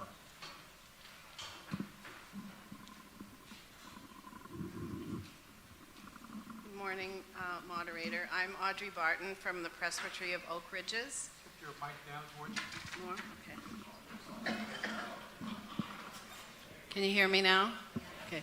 I'm Audrey Barton from the Presbyterian of Oak Ridges. I was surprised to see this recommendation in the report when I reread it last night. And although I can appreciate someone who is Jewish and taking the position that you're taking, I can feel and I can hear your empathy and your compassion for the situation. I don't know why bad things happen and why there's terrible situations in the world. I don't know. I only know that God has a plan. I am speaking against this recommendation because of a lot of the things that my fellow commissioners have also shared. I would rather not see this adopted until we have further information So I'm against it at this time. And we are back again to microphone 4. Thank you, moderator. My name is Ingrid Navidad, and I am from the Presbyterian of West Toronto. And I'm actually speaking in favor of this. It hurts me to think that we as the church would remain silent and therefore complicit in what is happening. A policy of boycott would at least make our feelings known without being harmful to the Palestinian people, or it wouldn't be violent either. And so I think it's a good way to go. And I think of also the comments that were made earlier about the decisions that have been made in the past. I'm going to use the analogy of a car. A car that's traveling in the right direction is great. You can keep going and not change anything. But if something comes up that's new and unacceptable, you must either turn or you must stop. You can go backwards. And the same with decisions. A decision made with one set of facts and data cannot always be correct for all things. So if the data changes, if the facts and the conditions change, decisions must also change to match. Thank you. Microphone number 2. Moderator, Charles Torrance from the Presbyterian New Brunswick, IR as well. I just had a point of clarification, which I think is quite crucial, and I might also just explain after I ask the clarification why it's so crucial. So when the recommendation was read out, the keywords, "it is encouraged that individuals, groups, and organizations" was used. Those first 2 words are not included in the recommendation. And I think it's quite important to point out because it puts the church from a passive position to an active position. Passive if we're encouraging, but in this one, we're demanding that people do something, so it's quite an important point to make. Thank you.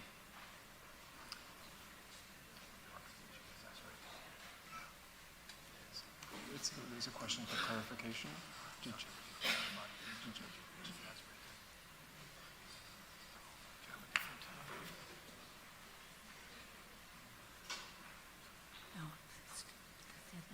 What's the version? Yeah.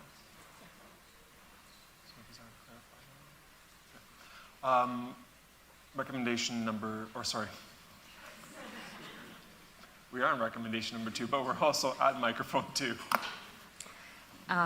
Moderator, my name is Ann Torrey, and I'm a commissioner from the Presbyterian of Hamilton, and I speak in favor of recommendation number 2. And like my sister, Revelations 3:16, which is funny because I think of John 3:16. But Revelation 3:16 says, "Be hot or cold, or I will spew you right out of my mouth." If we do not know our history, we're doomed to repeat it. And we all know our history. I am very moved by the fact that these Jewish individuals are coming and supporting Palestine, and that speaks volumes to me. They've been oppressed for a long time, and they can see what's happening. I believe we all need to just look at the news to get the other side. So everyone speaks that they need to see the other side and know the other side. We know that other side. We don't need someone to come here and tell us that. I needed to see these 2 gentlemen come here today supporting in favor of the Palestinians, which is, I'm not going to say it's against their people, it's against the administration in Israel. I don't believe that, God named Israel like the father of all nations, but I don't believe the government that is ruling there right now is the father of all nations. It's obvious. So I speak in favor of this. I believe I want to be hot or cold. I do not want to be lukewarm on this. Thank you. Moving to microphone number 1. Duncan Robertson, Presbyterian of Montreal. I thank all the previous speakers. it's important for us to remember that this is not an easy decision for us. Repeatedly, this assembly has been asked to support a boycott. Repeatedly, we have said no. But a previous speaker spoke of what happens if there's a change. What happens if there's an accident? We have to reverse directions. We have to change. Then we can change. The time perhaps has come to change. 60,000 people have died in the last 2 years, and more are dying every day. We have to remember also what our scriptures told us.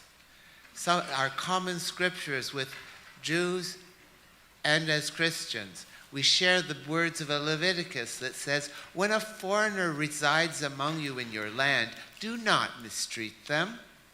The foreigner residing amongst you must be treated as your native born. Love them as yourselves, for you were foreigners in Egypt. We must hold Israel responsible for its care for those in its territory. They consider all of Palestine their territory, but they are therefore responsible for their treatment of those people, and they are killing them. Thank you for listening. Microphone number 3. Moderator Ernest Van Eyck, Commissioner for the Presbyterian of Oak Ridges and Knox College.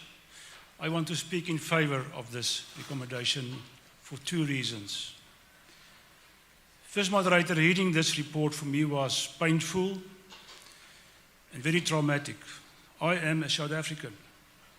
I grew up in the context of apartheid. I saw what it means to people when their land is taken. I saw what it means to people when they are discriminated against. I've seen what happens to people, what it does to people if they are economically deprived. I've seen this. Secondly, I don't think it's about choosing sides here. I would like to choose the side of Jesus, who was vehemently opposed to any kind of violence, to love your enemy. You can either be a Jesus fan or a Jesus follower. If you say it's a great thing to say I'm against violence, you're a Jesus fan. But if you say I must also stop this violence, then you're a Jesus follower. This violence must stop. It must never happen again. Thank you, moderator.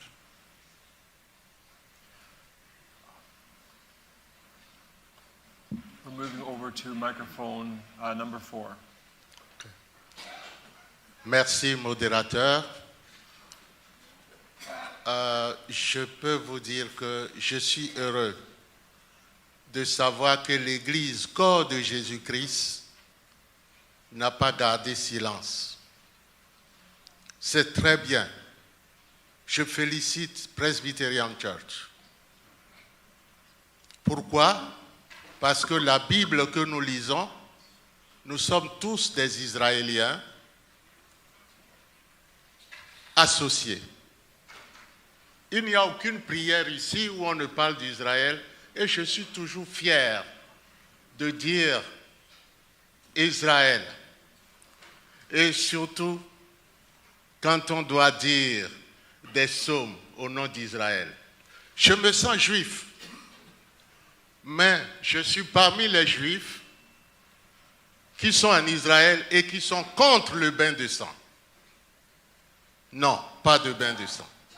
Israël, c'est le trône de Dieu sur terre.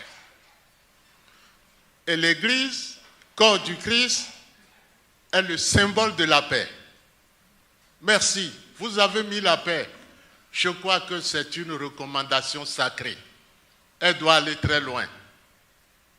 Nous sommes tous des Israéliens parce que nous utilisons la Bible. Notre héritage est du judaïsme. Oui, nous sommes des Juifs, parce que chaque fois, nous ne parlons que d'Israël. Mais est-ce qu'on doit dire que vous, les Israéliens, vous ne voulez plus d'autres peuples? Non, nous sommes un peuple de la paix. Nous devons montrer que nous nous sommes pour la paix. Merci, modérateur. Nous allons faire la même chose et dire à Poutine d'arrêter de massacrer les Ukrainiens. On doit aussi dire ça. C'est très bien. Nous voulons la paix dans le monde parce que ça nous fait mal de voir le bain de sang. Merci beaucoup. Yes, so we do have an offer of a translation at microphone number 4. Duncan Robertson, Commissioner for Montreal, on behalf of my fellow Commissioner from Montreal, Eloi Agbeneau, I will try and be brief. He spoke in favor of the motion. He said he's happy that the church wishes to speak. He considers Israel as our associate, that we are identified, that the church is identified with Israel in our scriptures, that he feels Jewish. He sees Israel as a symbol of peace and the people of peace, and that he wishes that we be faithful to our Jewish heritage and the Bible in our decision. Thank you. And we're back at microphone number 4. Oh, okay. Paul Johnson from the Presbyterian of Lanark and Renfrew, and I am intending to vote against the recommendation for reasons that have already been articulated very well. I didn't say them, but they said them very well, and I appreciate the commissioners who spoke before that. But I am rising to say also that part of why I'm staying against it was the one-sidedness of the report. I think in 2008, my first assembly, I went there bound and determined that we needed to have a different position. And international affairs folks sat down with me, walked through the whole history of Presbyterian Church in Canada, pronouncements on Israel, and helped me to see, oh, there is more balance to it than I had realized at first. And when other speakers had spoke that the complete disregard of previous assembly positions on, it is a glaring omission. And it might have persuaded me if we had taken some time to say, these are the things that have changed for us, that have said, now we need to take this decision which we had previously made and now do something different. And I found that omission troubling. Thank you. We are at microphone number 2. My name is Colleen McNiven, and I'm here for the first time, with the Barrie Presbytery. I find this is my first time to speak up, and it's a heavy situation. We all know about the October 7th attack. But what's going on every day is horrendous. It affects my sleep. I'm upset every newscast that I listen to. I won't take up a lot of your time. I will just say this. I was raised in a Jewish tourist town. I have many friends that are Jewish and love them dearly. However, I'm going to speak in favor of this recommendation. I hark back to my mother's advice, and she always said, 2 wrongs do not make a right. Thank you. And we're back at number 2 again. Thank you, moderator. My name is Ricardo Gouveia, and I'm a commissioner from the Presbytery of Hamilton. And I would like to contribute with a different perspective. I believe our responsibility is to fight 2 Christian ideologies which are very harmful, very dangerous, and insidious. One is Christian nationalism, and the other one is Christian Zionism. And the PCC, these two Christian ideologies are completely, in my opinion, against the gospel. And I believe they are supported by some ultra-conservative theologies. Our church, I belonged to a fundamentalist church before I joined the PCC. And I joined the PCC because the PCC is not an ultra-conservative church. It does not uphold a fundamentalist theology. It does uphold a theology that does not support ideologies such as Christian nationalism and Christian Zionism. So this is a statement that the church is making. It won't change, it won't stop the war, of course, but it is a message sent to the world where the PCC stands theologically as a Christian body, as a Christian church. So it would be sad, I think, if we vote against this motion. We should vote in favor of it because this is where the church stands. We are a progressive denomination who understands the gospel in a certain way that cannot uphold Christian nationalism, which is growing all over the world, and it is infecting also our denomination, of course, because it is infecting every organization in different degrees. This is a different perspective. So if we are against these atrocities, as we should, I believe we should vote in favor of this motion. Thank you, moderator.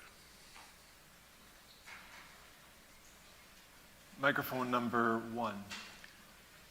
Moderator, I am Vincent from the Presbyterian of Vancouver Island.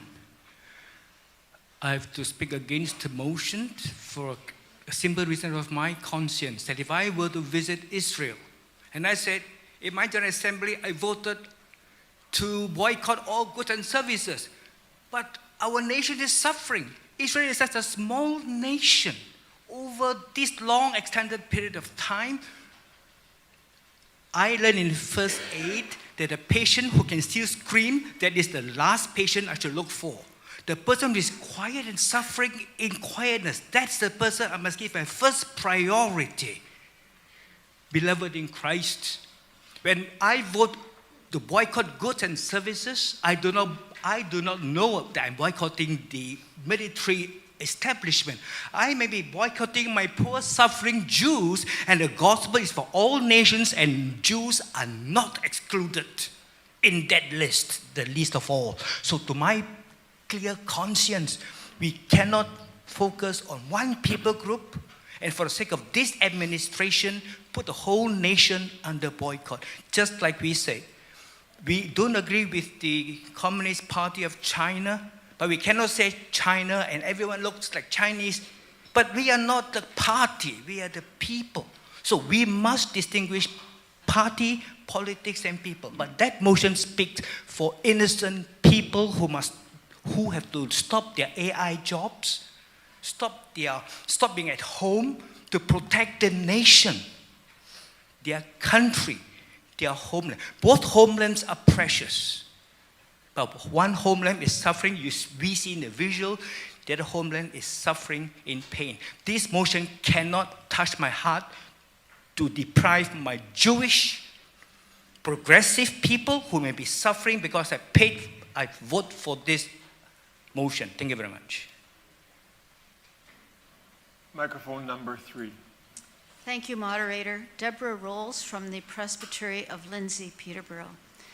As I'm thinking about this theologically, and we remember that the Presbyterian Church in Canada is in the Reformed tradition, which means we're Reformed and always reforming. and our minds are continually being renewed through the power of the Holy Spirit. We can reflect on past decisions taken at General Assemblies that were later overturned. For example, the divisive issue some 50 plus years ago on the ordination of women, which was later overturned. Also, our long journey with respect to LGBTQI persons and residential schools. As we think about the situation in Gaza, it is none other than the annihilation of a people group, of a culture, of traditions. And as we think on our own very troubled history with the residential schools and our long journey towards repentance, reparation, and reconciliation, I cannot wonder if we do not support this recommendation, if our confession and our repentance of the residential school situation won't ring hollow. That's all I'd like to say, moderator, but I think it might be, and I'd like to request that we pause the meeting and ask for a moment of prayer, and that you lead us in prayer over this. Thank you, moderator. Thank you. As I mentioned yesterday, that when we open our Sederunts and close our Sederunts, we do so in prayer. And throughout our time here, even though there may be a debate for and against, some confusion and disruption, be it an alarm, all that we're doing through this period of time is prayerful discernment. We are in constant prayer, discerning the mind of Christ together, and we will be collecting our prayers as we close the time in prayer to uphold this time. Microphone number 4. Excuse me, moderator. I believe it's never out of motion to ask for a moment of prayer. Am I wrong in that? Prayer is always in order, and we are in the midst of prayerful discernment. Microphone number 4. Thank you, moderator. Christian Prasad, Presbyterian of Calgary McLeod, mover of the report and the recommendations. There's obviously more to learn, and we will continue learning about things. I think there's a difference between a balanced representation and an informed one. This is another example of settler colonialism. Sorry, I try to keep composed. We don't ask oppressors for their views. When we go to grocery stores and try to buy Canadian, we're not looking for the American perspective as to why we should buy an American product. I was on the working group for the apology for the PCC's complicity in the residential school system. We didn't ask people who ran the residential schools for their perspective. We know the harms that were done, the intention to kill the Indian and the child. People are dying in Gaza. This isn't a moral victory where we're choosing to buy berries from USA or Mexico or Canada. Yes, decisions have been made at GA. I was fortunate to go to Israel and Palestine last year as a representative from the Life and Mission Agency. In sharing some of those reflections upon my return of coming and seeing, I had to look back to see what decisions have been made at GA. I was proud to say that we have a long-standing relationship with Palestinians. To see where GA had advocated, spoken out against General Electric for the use of Apache helicopters in the occupied regions. PCC had shares in General Electric at that time. So I think it was important to note that. More will continue to happen at future GAs. 2025 is different from 2018 or 2023 or 2024. The contexts in Israel and Palestine are different now than they were in years past. It's a bigger issue, and we'll continue learning. We're reformed and reforming. Thank you to Independent Jewish Voices for your perspectives. We can all advocate, I think, in the article that was in the Connections, there was, most of the members from our delegation went to the pilgrimage in Ottawa advocating for peace, asking for the release of hostages. Individuals were able to meet with members of parliament. The conflict still continues. I still try to reach it to my MP with limited success. This is a recommendation that will have concrete actions we can all write. We all should write to our governments, to our members of parliament. But this is a recommendation that shows a clear stance and can have an impact. And as more and more organizations and groups continue to practice BDS, the impact continues to grow and becomes more and more successful. Thank you. Microphone number 3. Philip Murray, Presbyterian of Westminster. I am neither for nor against. I'm still in discernment on this recommendation.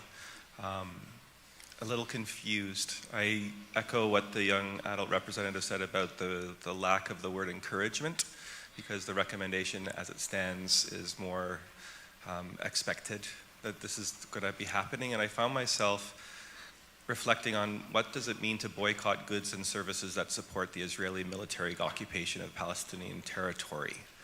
And does that just mean that we're boycotting goods from Israel? Does it mean that we're boycotting goods from Israel and America because we're already boycotting goods from America?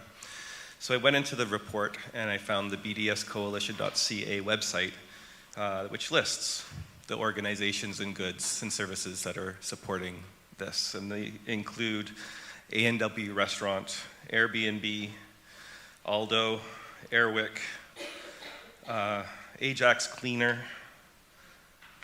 Alaska Airlines. I'm flipping through. It's 5,000 organizations, many of which I use on a daily basis. And so if we, and many of which I'm sure many Presbyterians, if not the Presbyterian Church, uses. So if we are expecting that our denomination will boycott these goods and services, the impact will be severe and significant if we were to fully live into the decision of the General Assembly. I am brokenhearted by what is happening. I watch the news and am deeply moved. I also spend time supporting Jewish colleagues who were traumatized by October 7th. And find the polarization around this issue to be challenging. I continue to be undecided and trust in the continued conversation and discernment of General Assembly. I wish that the recommendation was to encourage. I wish that that word was in there somewhere because it would make it easier. Thank you. I appreciate the timing of that because I've been waiting for an opportunity to respond to the IRS question, asking for clarification, but just consulting with convener and clerk first. So the recommendation does not use the word encourage, although the way it is written, it is strongly implied. The recommendation, even if it were to pass, it would be leaving it up to groups and organizations within the Presbyterian Church in Canada to utilize those tools. But there is, in this case, no way for the church to enforce it. So the way it is written, the word encourage is left out so that it is strongly implied, and the feeling of urgency to put those tools into effect. But again, there is no way by which it can be enforced. And so I think that does clarify the way that the recommendation is being presented. And thank you for the opportunity to provide that clarification. We will be moving over to microphone number 20. Sorry.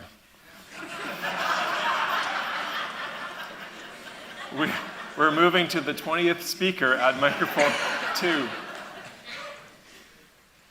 I will be very brief then, moderator. Ian McKechnie, Presbytery of Lindsay, Peterborough. this moment, in a way, kind of feels like things are coming full circle, because 13 years ago, when I was a YAR, I believe the topic of the Presbyterian Church in Canada's opposition to Christian Zionism was on the agenda.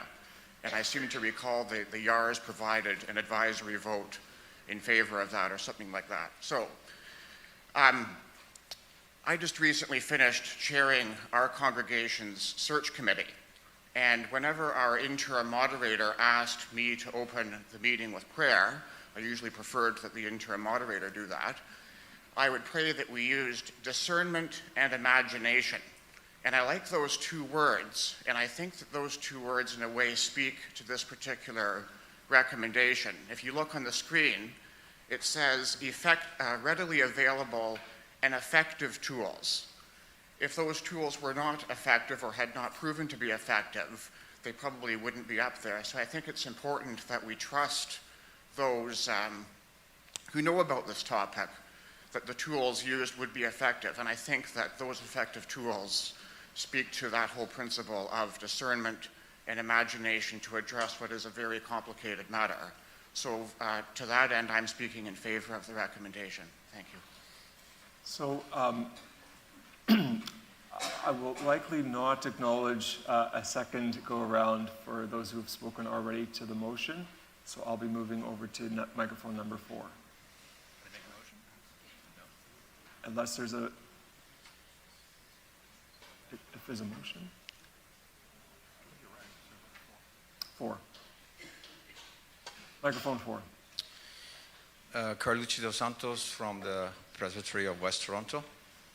I want to speak against this motion and maybe recommend that back to the committee to rewrite something that is more in line with what we have discussed, the different views, confusion.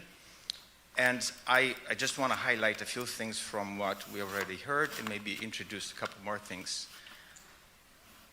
Because we think theologically, I want to challenge us all, and our sister Dorcas as a theologian, to help us think, what does this recommendation teach us about our own theology as a church, as a Bible-believing church? Are we saying that economic boycott is the way to resolve war conflicts? I mean, we as Christians, is this the only weapon we have? Maybe there could be a different recommendation that is more in line with our belief system as well.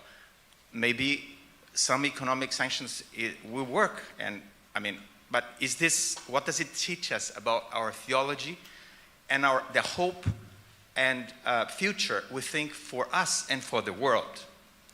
Is our category always an economic-based category? The other point I want to make is the one-sidedness of the story and of the witnesses we heard. We are in a context of war. Can we ask ourselves whether the 60,000 people that have been referred to as killed, was this an intentional death by the Israeli army? Or was this a byproduct of a war and people are in a war zone? As we think of October 7, was October 7 intentional or was it accidental? From what I've read and seen in the news, I can tell you October 7 was not accidental, but a lot of the deaths in this toll deaths that we have, which include civilians and include also armed people who are in a war context. So the 60,000 number is also a conflated number in a sense that we need to think about. We are in a war context. And in the war context, not just this lady as our brother, Corey mentioned, was killed, that she was walking to get some clothes somewhere else. We know that Israeli soldiers have killed Israeli soldiers as well. because it's a context of war and something goes wrong. I haven't been in a war situation. So it's a war context. The third point I want to make and ask is, are there still hostages in Palestine? If we're using the category Palestinian people as against Palestinian war organizations or war governments, can we ask the Palestinian people to release the hostages? Is that something we could ask? We have been kind, we've been prayerful. Can we do such a thing? Who is more valuable? My life, your life? Whose life is more precious? So I think we have to take that into consideration. I think we need to go back, do some work, rethink before we're actually even ready to vote on this recommendation. And so on the basis of this, what we've heard and what I'm sharing with you, I am against this recommendation. Before I move to the next speakers, we've had certainly a fulsome conversation from various perspectives, and I would ask that as we move to further speakers, do you have something to add to what has not been said already? So, microphone number 3. Maybe. So, Jeff Rawanis, Presbyterian Superior. Yes, a lot of the stuff that a lot of people have already talked about. What I will say, I am in favor of this recommendation. I have worked with people who have survived war. I have worked with people who have survived genocide. I think the Presbyterian Church of Canada needs to stand up and make a hard stand when it comes to stuff like this. So I think we have an obligation to do what we can do, and if this is a concrete step to do it, then I think we need to do it. No questions asked. Thank you. Microphone number 4. Moderator Susan Tompkins from Presbyterian Pickering. I will try and keep myself composed. This is my first time as a commissioner, so I'm shaking like a leaf up here. I ask for the grace of the Assembly. I'm speaking in favor of this recommendation, and I cannot help but think that while we are all sitting here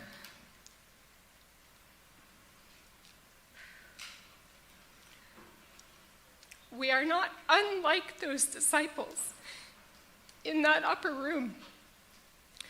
And the doors may not physically be locked, but it troubles me greatly to think that we are fearful. I wonder what we are worried about. Why are we worried about boycotting and divesting from Israel? I'm truly puzzled by this because I'm a mother of 2 children, 12 and 14, who are both of Christian and Jewish heritage, who have experienced firsthand anti-Semitism in their schools. I am the ex-wife of a Jewish man who has experienced generational trauma.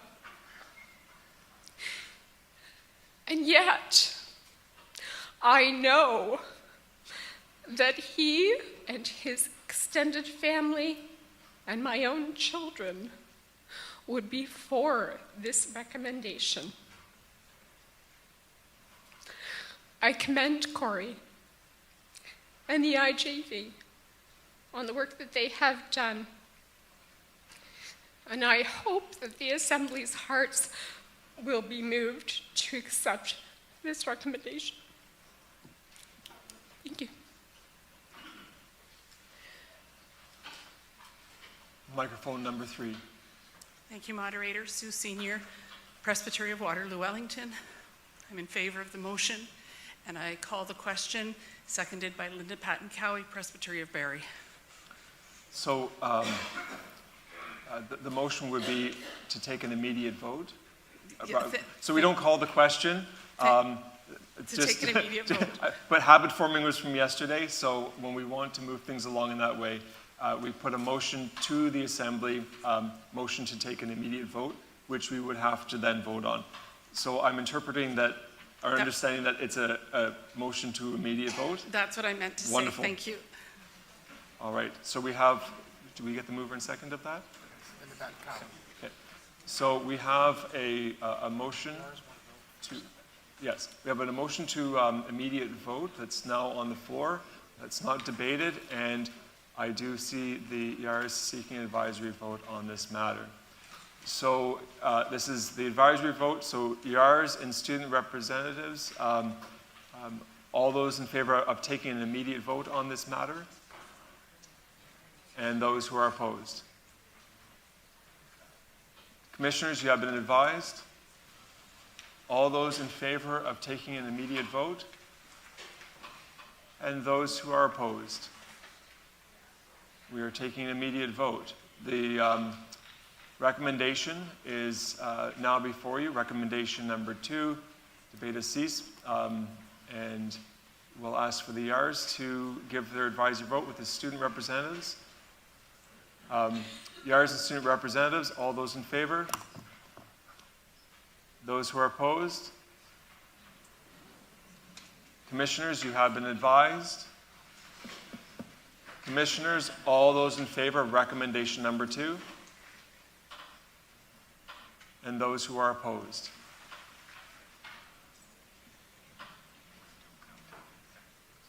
I think it's clear. I believe it is clear that the recommendation is adopted.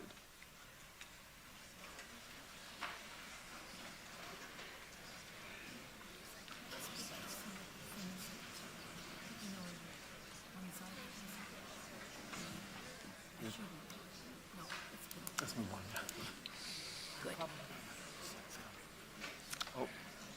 Oh. Microphone number 2. Moderator, David Clark, Presbyterian of London. I wish to register my dissent.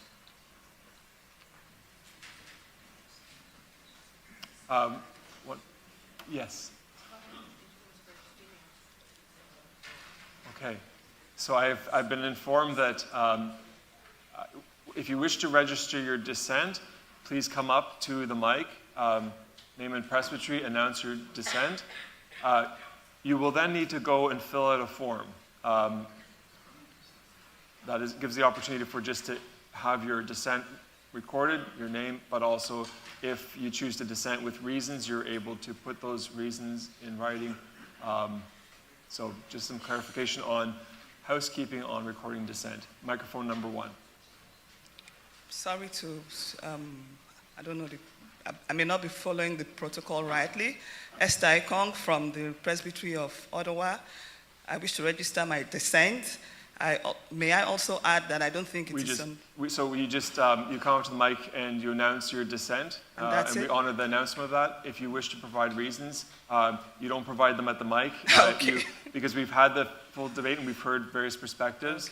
But on the form for registering your dissent, you can, if you wish to include your reasons, you may do so. You're not obligated to put reasons, but if you wish to record reasons, you may do so. Microphone number 1.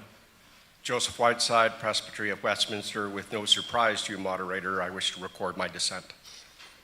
Microphone number 4. Audrey Barton, Presbytery of Oak Ridges. I'd like to register my dissent.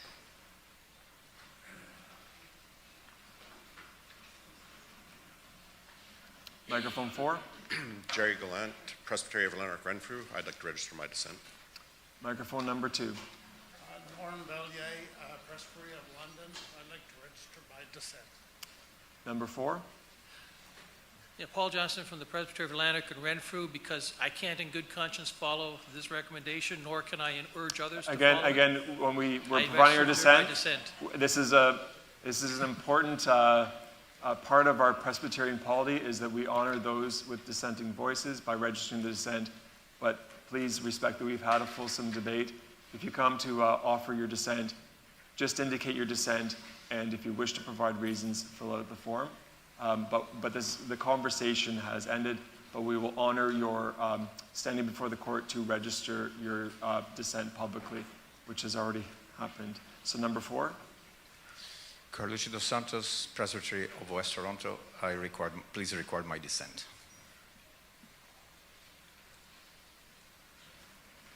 Microphone 4. Andy Cornell, Essex Kent, my dissent. Microphone 4. Sybil Mosley, Presbytery of Montreal. I would like to record my dissent.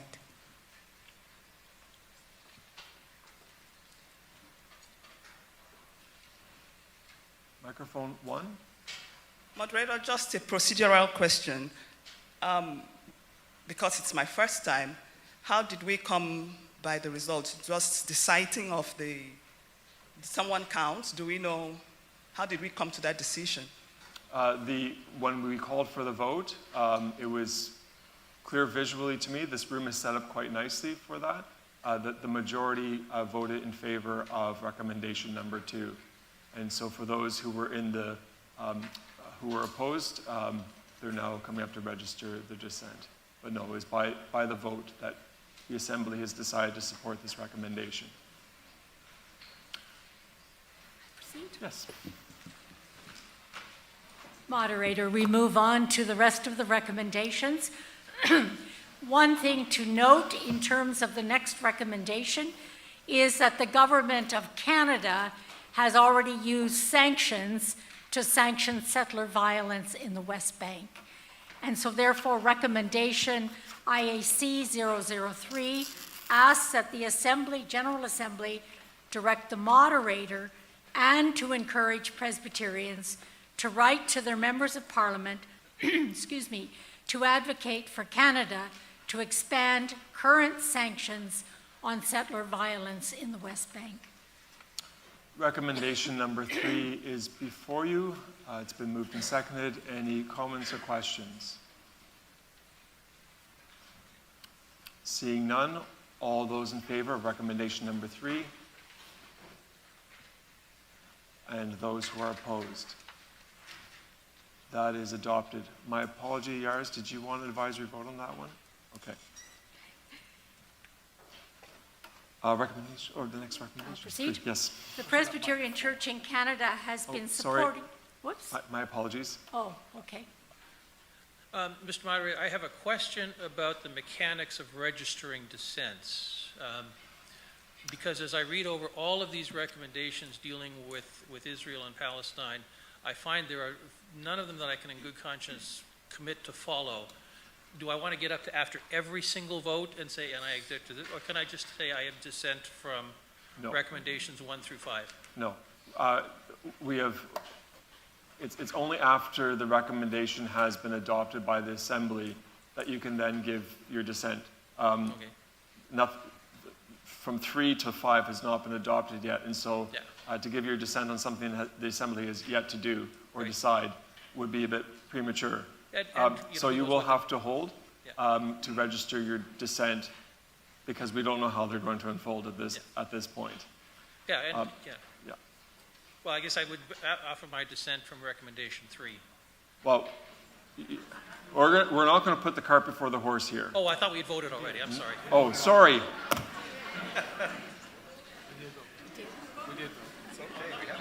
My apologies. I have lost track of where we are. It's bound to happen. It's 11:41 in the morning, and my coffee has run out. Thank you for registering your dissent. Microphone number 1. Joseph Whiteside, Presbytery of Westminster. Thank you, moderator, for your clarification. I record my dissent to recommendation 3. Jerry Glant, Presbytery of Lanark Renfrew. I as well register my dissent. Microphone 2. Audrey Barton, Presbytery of Oak Ridges. I'd like to register my dissent.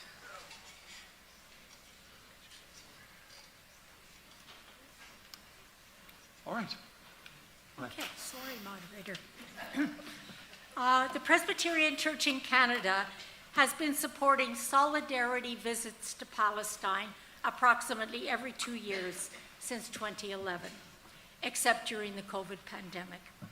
In these visits, over 80 Presbyterians and I would like to venture it's probably closer to 100 Presbyterians, have had the opportunity to meet Palestinians, to learn about their lives, including their culture, their economy, their family life, their religious faith.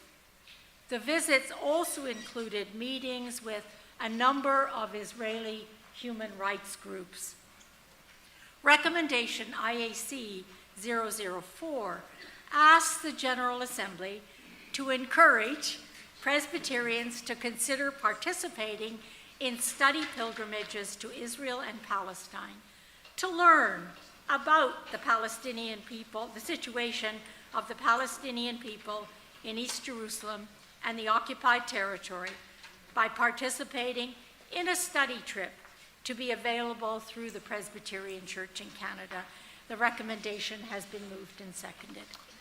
On to recommendation number 4 that's been moved and seconded. Any comments or questions?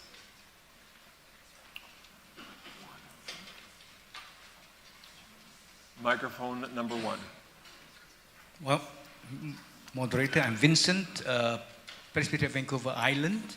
I think for the church to have a clear and balanced picture, because what we are going through now is post-October 7. So we need to have the other side of the stories. On the Israel side, there was breach, and to my understanding from my reading is that those villages or those kibbutz that were breached were actually the outreaching, very progressive, accommodating, loving Jews. I don't know, but that's how I read. No, sorry, and this is from my perspective, which you should know anyway. So to me, if this recommendation is to hold, it should have both sides of the story. Then we bring both sides through this trip. Thank you very much, Moderator. There's no other comments or questions. We'll move. Microphone number 1. Mike Zane, Presbyterian of Westminster. It's a different perspective on. Is this recommendation something that may be unsafe for the participants? Maybe I can answer that, Moderator, if I may. I was in Israel, Palestine 2 times last year. Once I went in through Tel Aviv. The second time I went in through Jordan. I felt very safe. Our Palestinian Christian hosts know what we can do and what we can't do. I was born in Ireland, and I was back in Ireland during the so-called Troubles, and talking to Irish folk, my relatives and others. They told me what I could do and what I couldn't do. And the Palestinian Christian community have their finger on the pulse of what's going on. 19 delegations from the UK, the United States, and other countries in Europe have gone to East Jerusalem since the beginning of January this year. And except for a silly participant who decided to take pictures of the Israeli military when he was going across the checkpoint, all arrived home safely.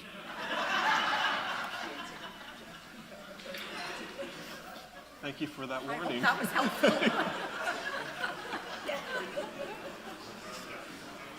Seeing no other comments or questions, we will now move to the vote. I don't know if the R's are all. So, commissioners, all those in favor of recommendation number 4, and those who are opposed. Recommendation 4 is adopted. Sorry. Microphone number 1. Sorry. Joseph Whiteside, Westminster Presbytery. Just following procedure, I record my dissent. Thank you. Microphone number 4. Audrey Barton, Presbytery of Oak Ridges. My dissent to be recorded. Microphone 4. Paul Johnson from Lanark and Renfrew, registering my dissent. And microphone 4. Jerry Gallant, Lanark and Renfrew, registering my dissent. Moderator, before I read recommendation IAC 005, could I make a comment of something that was inadvertently left out We did not mean to snub congregations in this recommendation.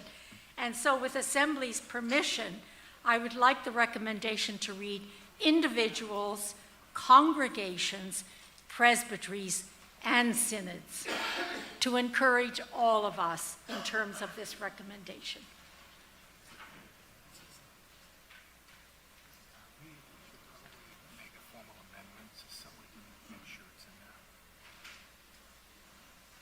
Although if the mover and seconder have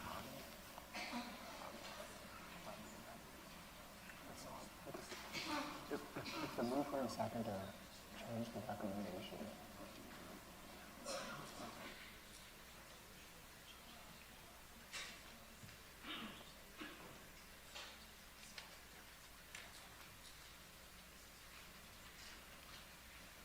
So the recommendation that has been duly moved, recommendation number 5 that is before you, is now open for consideration.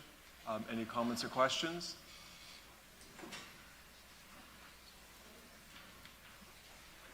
We'll have an advisory vote on this one. Oh, after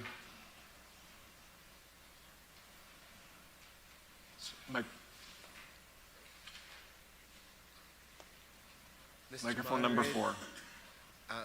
And Duncan Robertson, Commissioner for Montreal. I wish to remind all present that you may be in favor or against this proposition, but I think that it would be difficult for me I would be very uncomfortable to see someone dissent from this position, because I think that it would mean that they are in favor of the use of weapons and wars to depopulate Gaza, forcibly displace Palestinians in the West Bank, and erase the culture and economy of the Palestinian people. I would regret to see something. I think it is, yeah. Hold. So the comment is out of order in that as part of our Presbyterian polity that we allow for open and vigorous debate on the matters that are before the church, and we always protect the right of commissioners to record their dissent as this matter is being dealt. So we would not want to discourage persons from dissenting, as it is a matter of conviction and how a person feels, and I think we need to be careful about how we cast persons who do choose to dissent. So we will honor those who wish to dissent, a decision by the Assembly. Microphone. I understand. Thank you. Microphone number 2. Hi, Fatsani Nsiliwa with the Presbyterian of the Northwest. I apologize, this is also my first time on the microphone. I am shaking, but I was wondering if I could get clarification on says to work in solidarity with the actions of Canadian Palestinians and people of Jewish and Muslim faiths to support those individuals and agencies with both Israeli and Palestinian civil society. When you are opposing the use of weapons of war to depopulate Gaza, when you say this, are we saying that we are working with individuals and agencies of Israel and Palestinian to only Israeli people that condemn what's happening in Gaza? Are we saying that? Could you just clarify for me? Sorry. I'll ask the convener to clarify. Sure. I think, as our representatives from Independent Jewish Voices indicated, that a large part of the work is also to work with Jews in Canada, as he is, in terms of helping them get an understanding of the Palestinian narrative. Oh, okay. We spoke about trauma, how great the trauma is, both within Israel, among Jews in Canada. And so the idea is not just to do that. We need to speak about what we see and hear, but we need to include all. Okay, thank you. If there's no other comments or questions, we'll move to the vote, and I believe the ER is again asked for advisory vote. So looking over to the ERs and student representatives, those who are in favor of recommendation number 5, and those who are opposed. Commissioners, you have been advised. And now, Commissioners, recommendation number 5, all those who are in favor, and those who are opposed. Recommendation number 5 is adopted. Microphone number 1. Joseph Whiteside, Presbytery of Westminster. I record my dissent.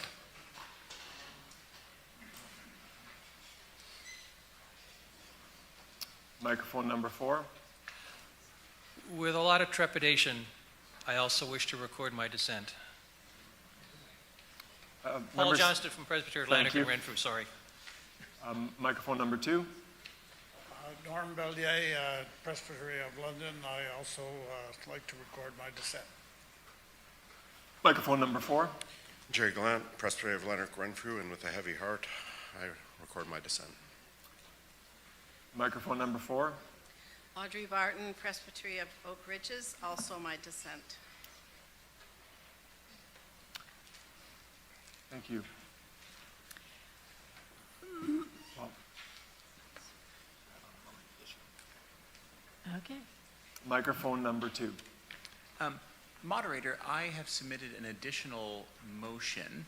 However, I don't know, I'm looking at the, I do note that it is like 7 minutes until adjournment, so I don't know how that might be managed, moderator, but I do want to signal that I do have an additional motion to consider with reference to this report, but I'm very cognizant of the time and what would be appropriate for the court. So I think still put on the floor, so if you could indicate mover and seconder and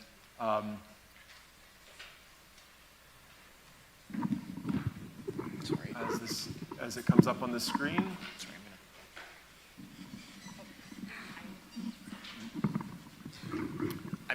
If it's Microphone not out of order, 2 I'm going plus to move 2. to the microphone that reaches me. Yes.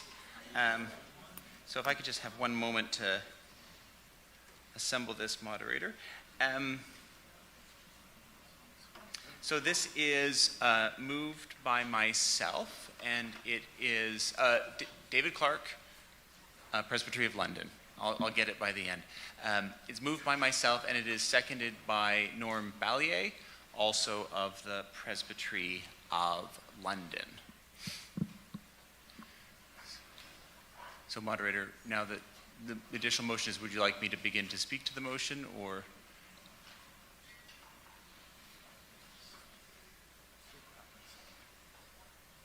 That's in order, right? Yep. You may speak to the motion.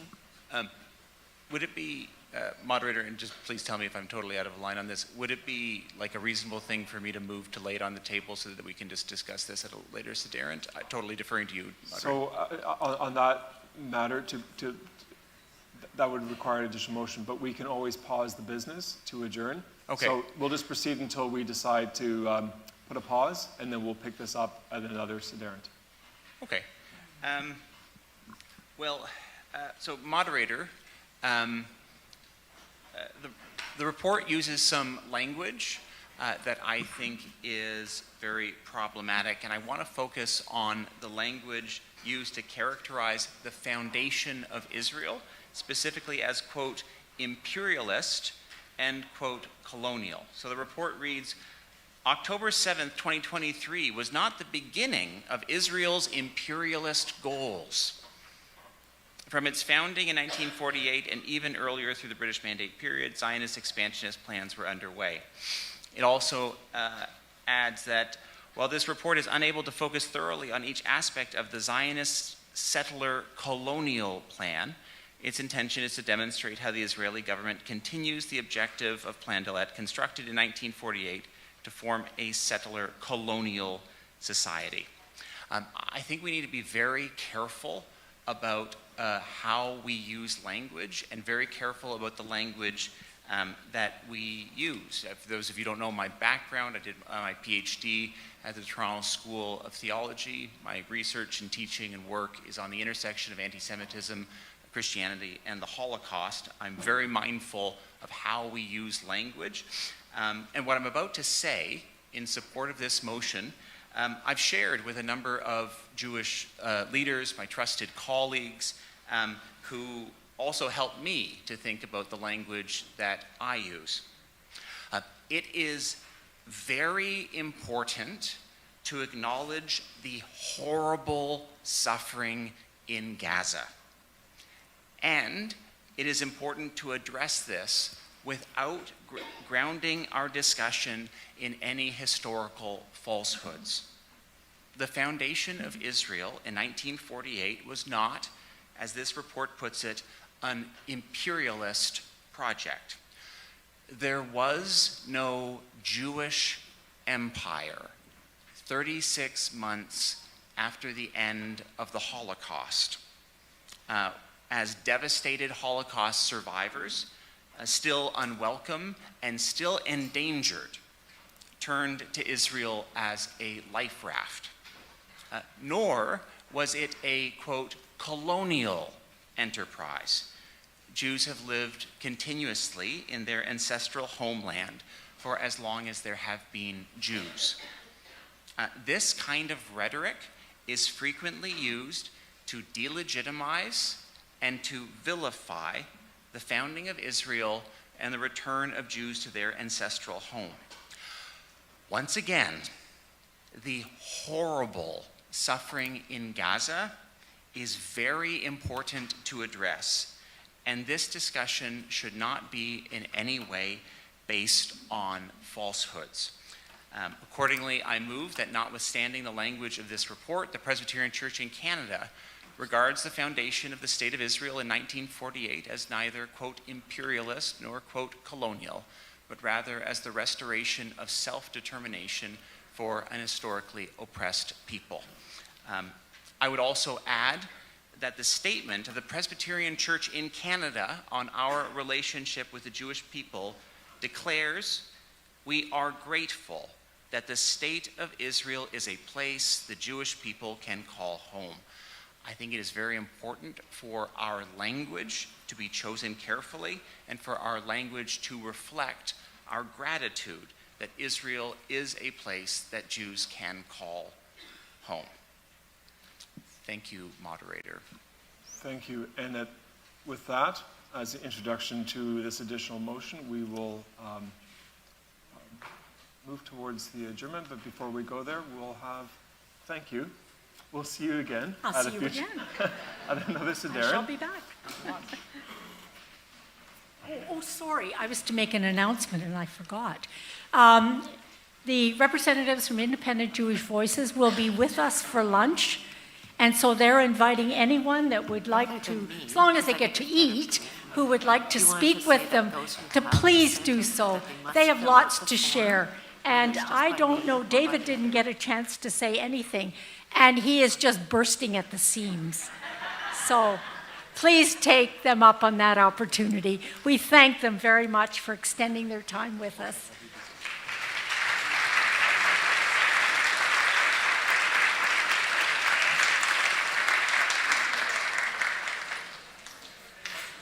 Sorry, we're not adjourned yet. Hold on.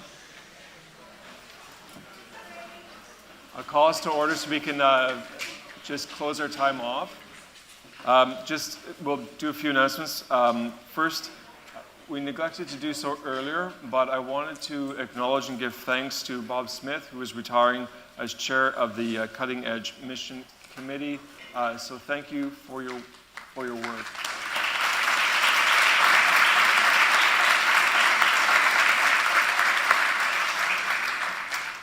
And as we experienced in this Sederunt, we did have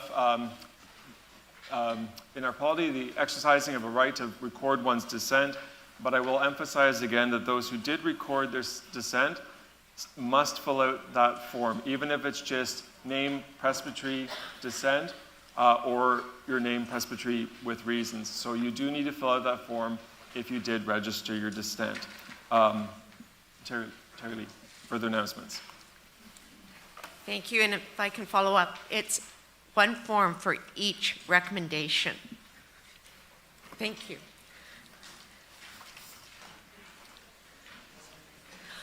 A reminder for those of you who are meeting as committees of this assembly, so those committees which were appointed on Sunday evening, and the names of them and the commissioners are named in the business committee. A reminder for you to meet. Now's probably the time for you to get focusing on some of those elements. So we know that the records committee is meeting tomorrow at lunch, and the committee for loyal addresses is asked to meet briefly near the, I can't read your writing, Colin. So how about if I ask you to meet by the vending machine, which is in the hallway over to the left on your way to lunch. So if you could meet there at the close of this Sederunt, and then you can work on your next steps for that. The General Assembly prayer room is upstairs in M22, if I got my memory right, and it's at 8 a.m. in the morning, and we'll also gather this afternoon at 1 p.m. And we also thank Andy Cornell and Laurie McKay, who are our chaplains for this year. The list for those of you who are returning home by flights is up in the display area, and we ask you to go take a look at that, see what time your flight is, see what time you are to be ready to be picked up here in order to get to the airport. And we want to know that you have seen that by signing it. If you have any changes to that, please see Marjorie. We'll keep monitoring it, and we don't want to say, for example, Terry Lee, you haven't looked at it, you need to go to the office. Again, a reminder of the displays which show the work of the assembly, and that is where refreshments are as well. And then just some activities of coming up today at lunch is the Knox College lunch, and it is in the Alumni Memorial Building. For those of you who were first-time commissioners and maybe have gone and are going to Knox, you can be people who can help folk get over there, and I'm sure that there are also members of the Knox community who can also help in that. And then this evening around 7:30 on the main floor of Les Prince, those of you who are related to Presbyterian College or friends of the college, you are invited to a drop-in reception there. This evening, as you know, is a free evening, and there's a list of restaurants that the Hamilton folk have pulled together. If you didn't pick one up at the registration or see it on the website, they have some lists there. And if you want to end the night, there is the General Assembly Trivia Night, and that information is also available, and you get a shout out from the archivists. I believe that's it for now.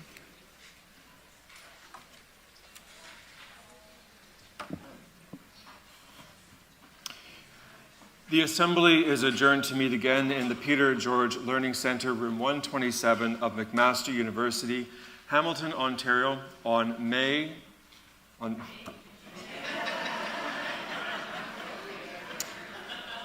starts with M, on Monday, the 3rd of June, 2025 at 2 p.m.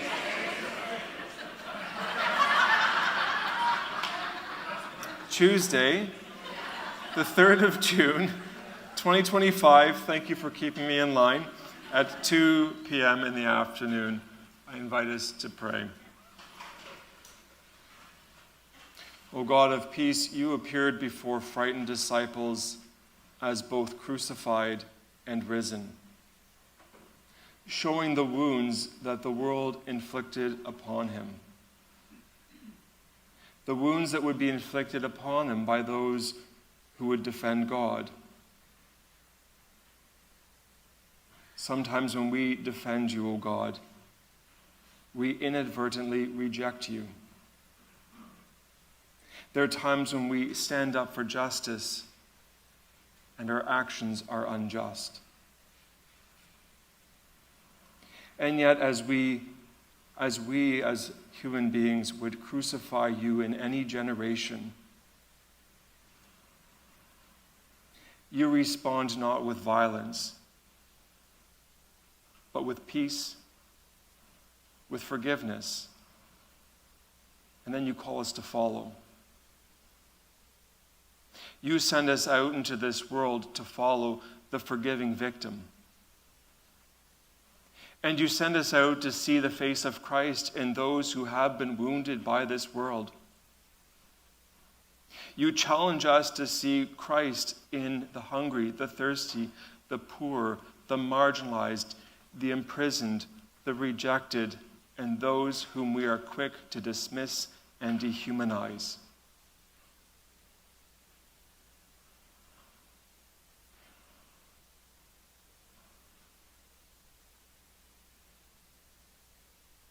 We pray, O God,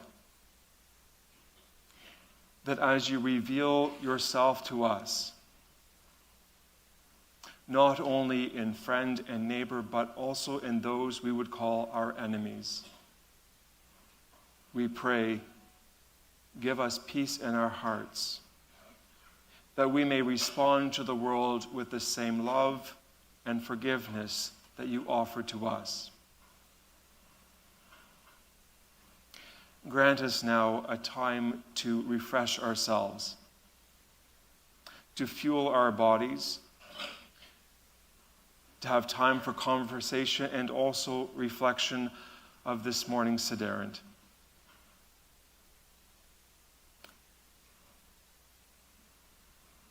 And may the God of hope fill each and every one of you with all joy and peace in believing, so that you may abound in hope by the power of the Holy Spirit.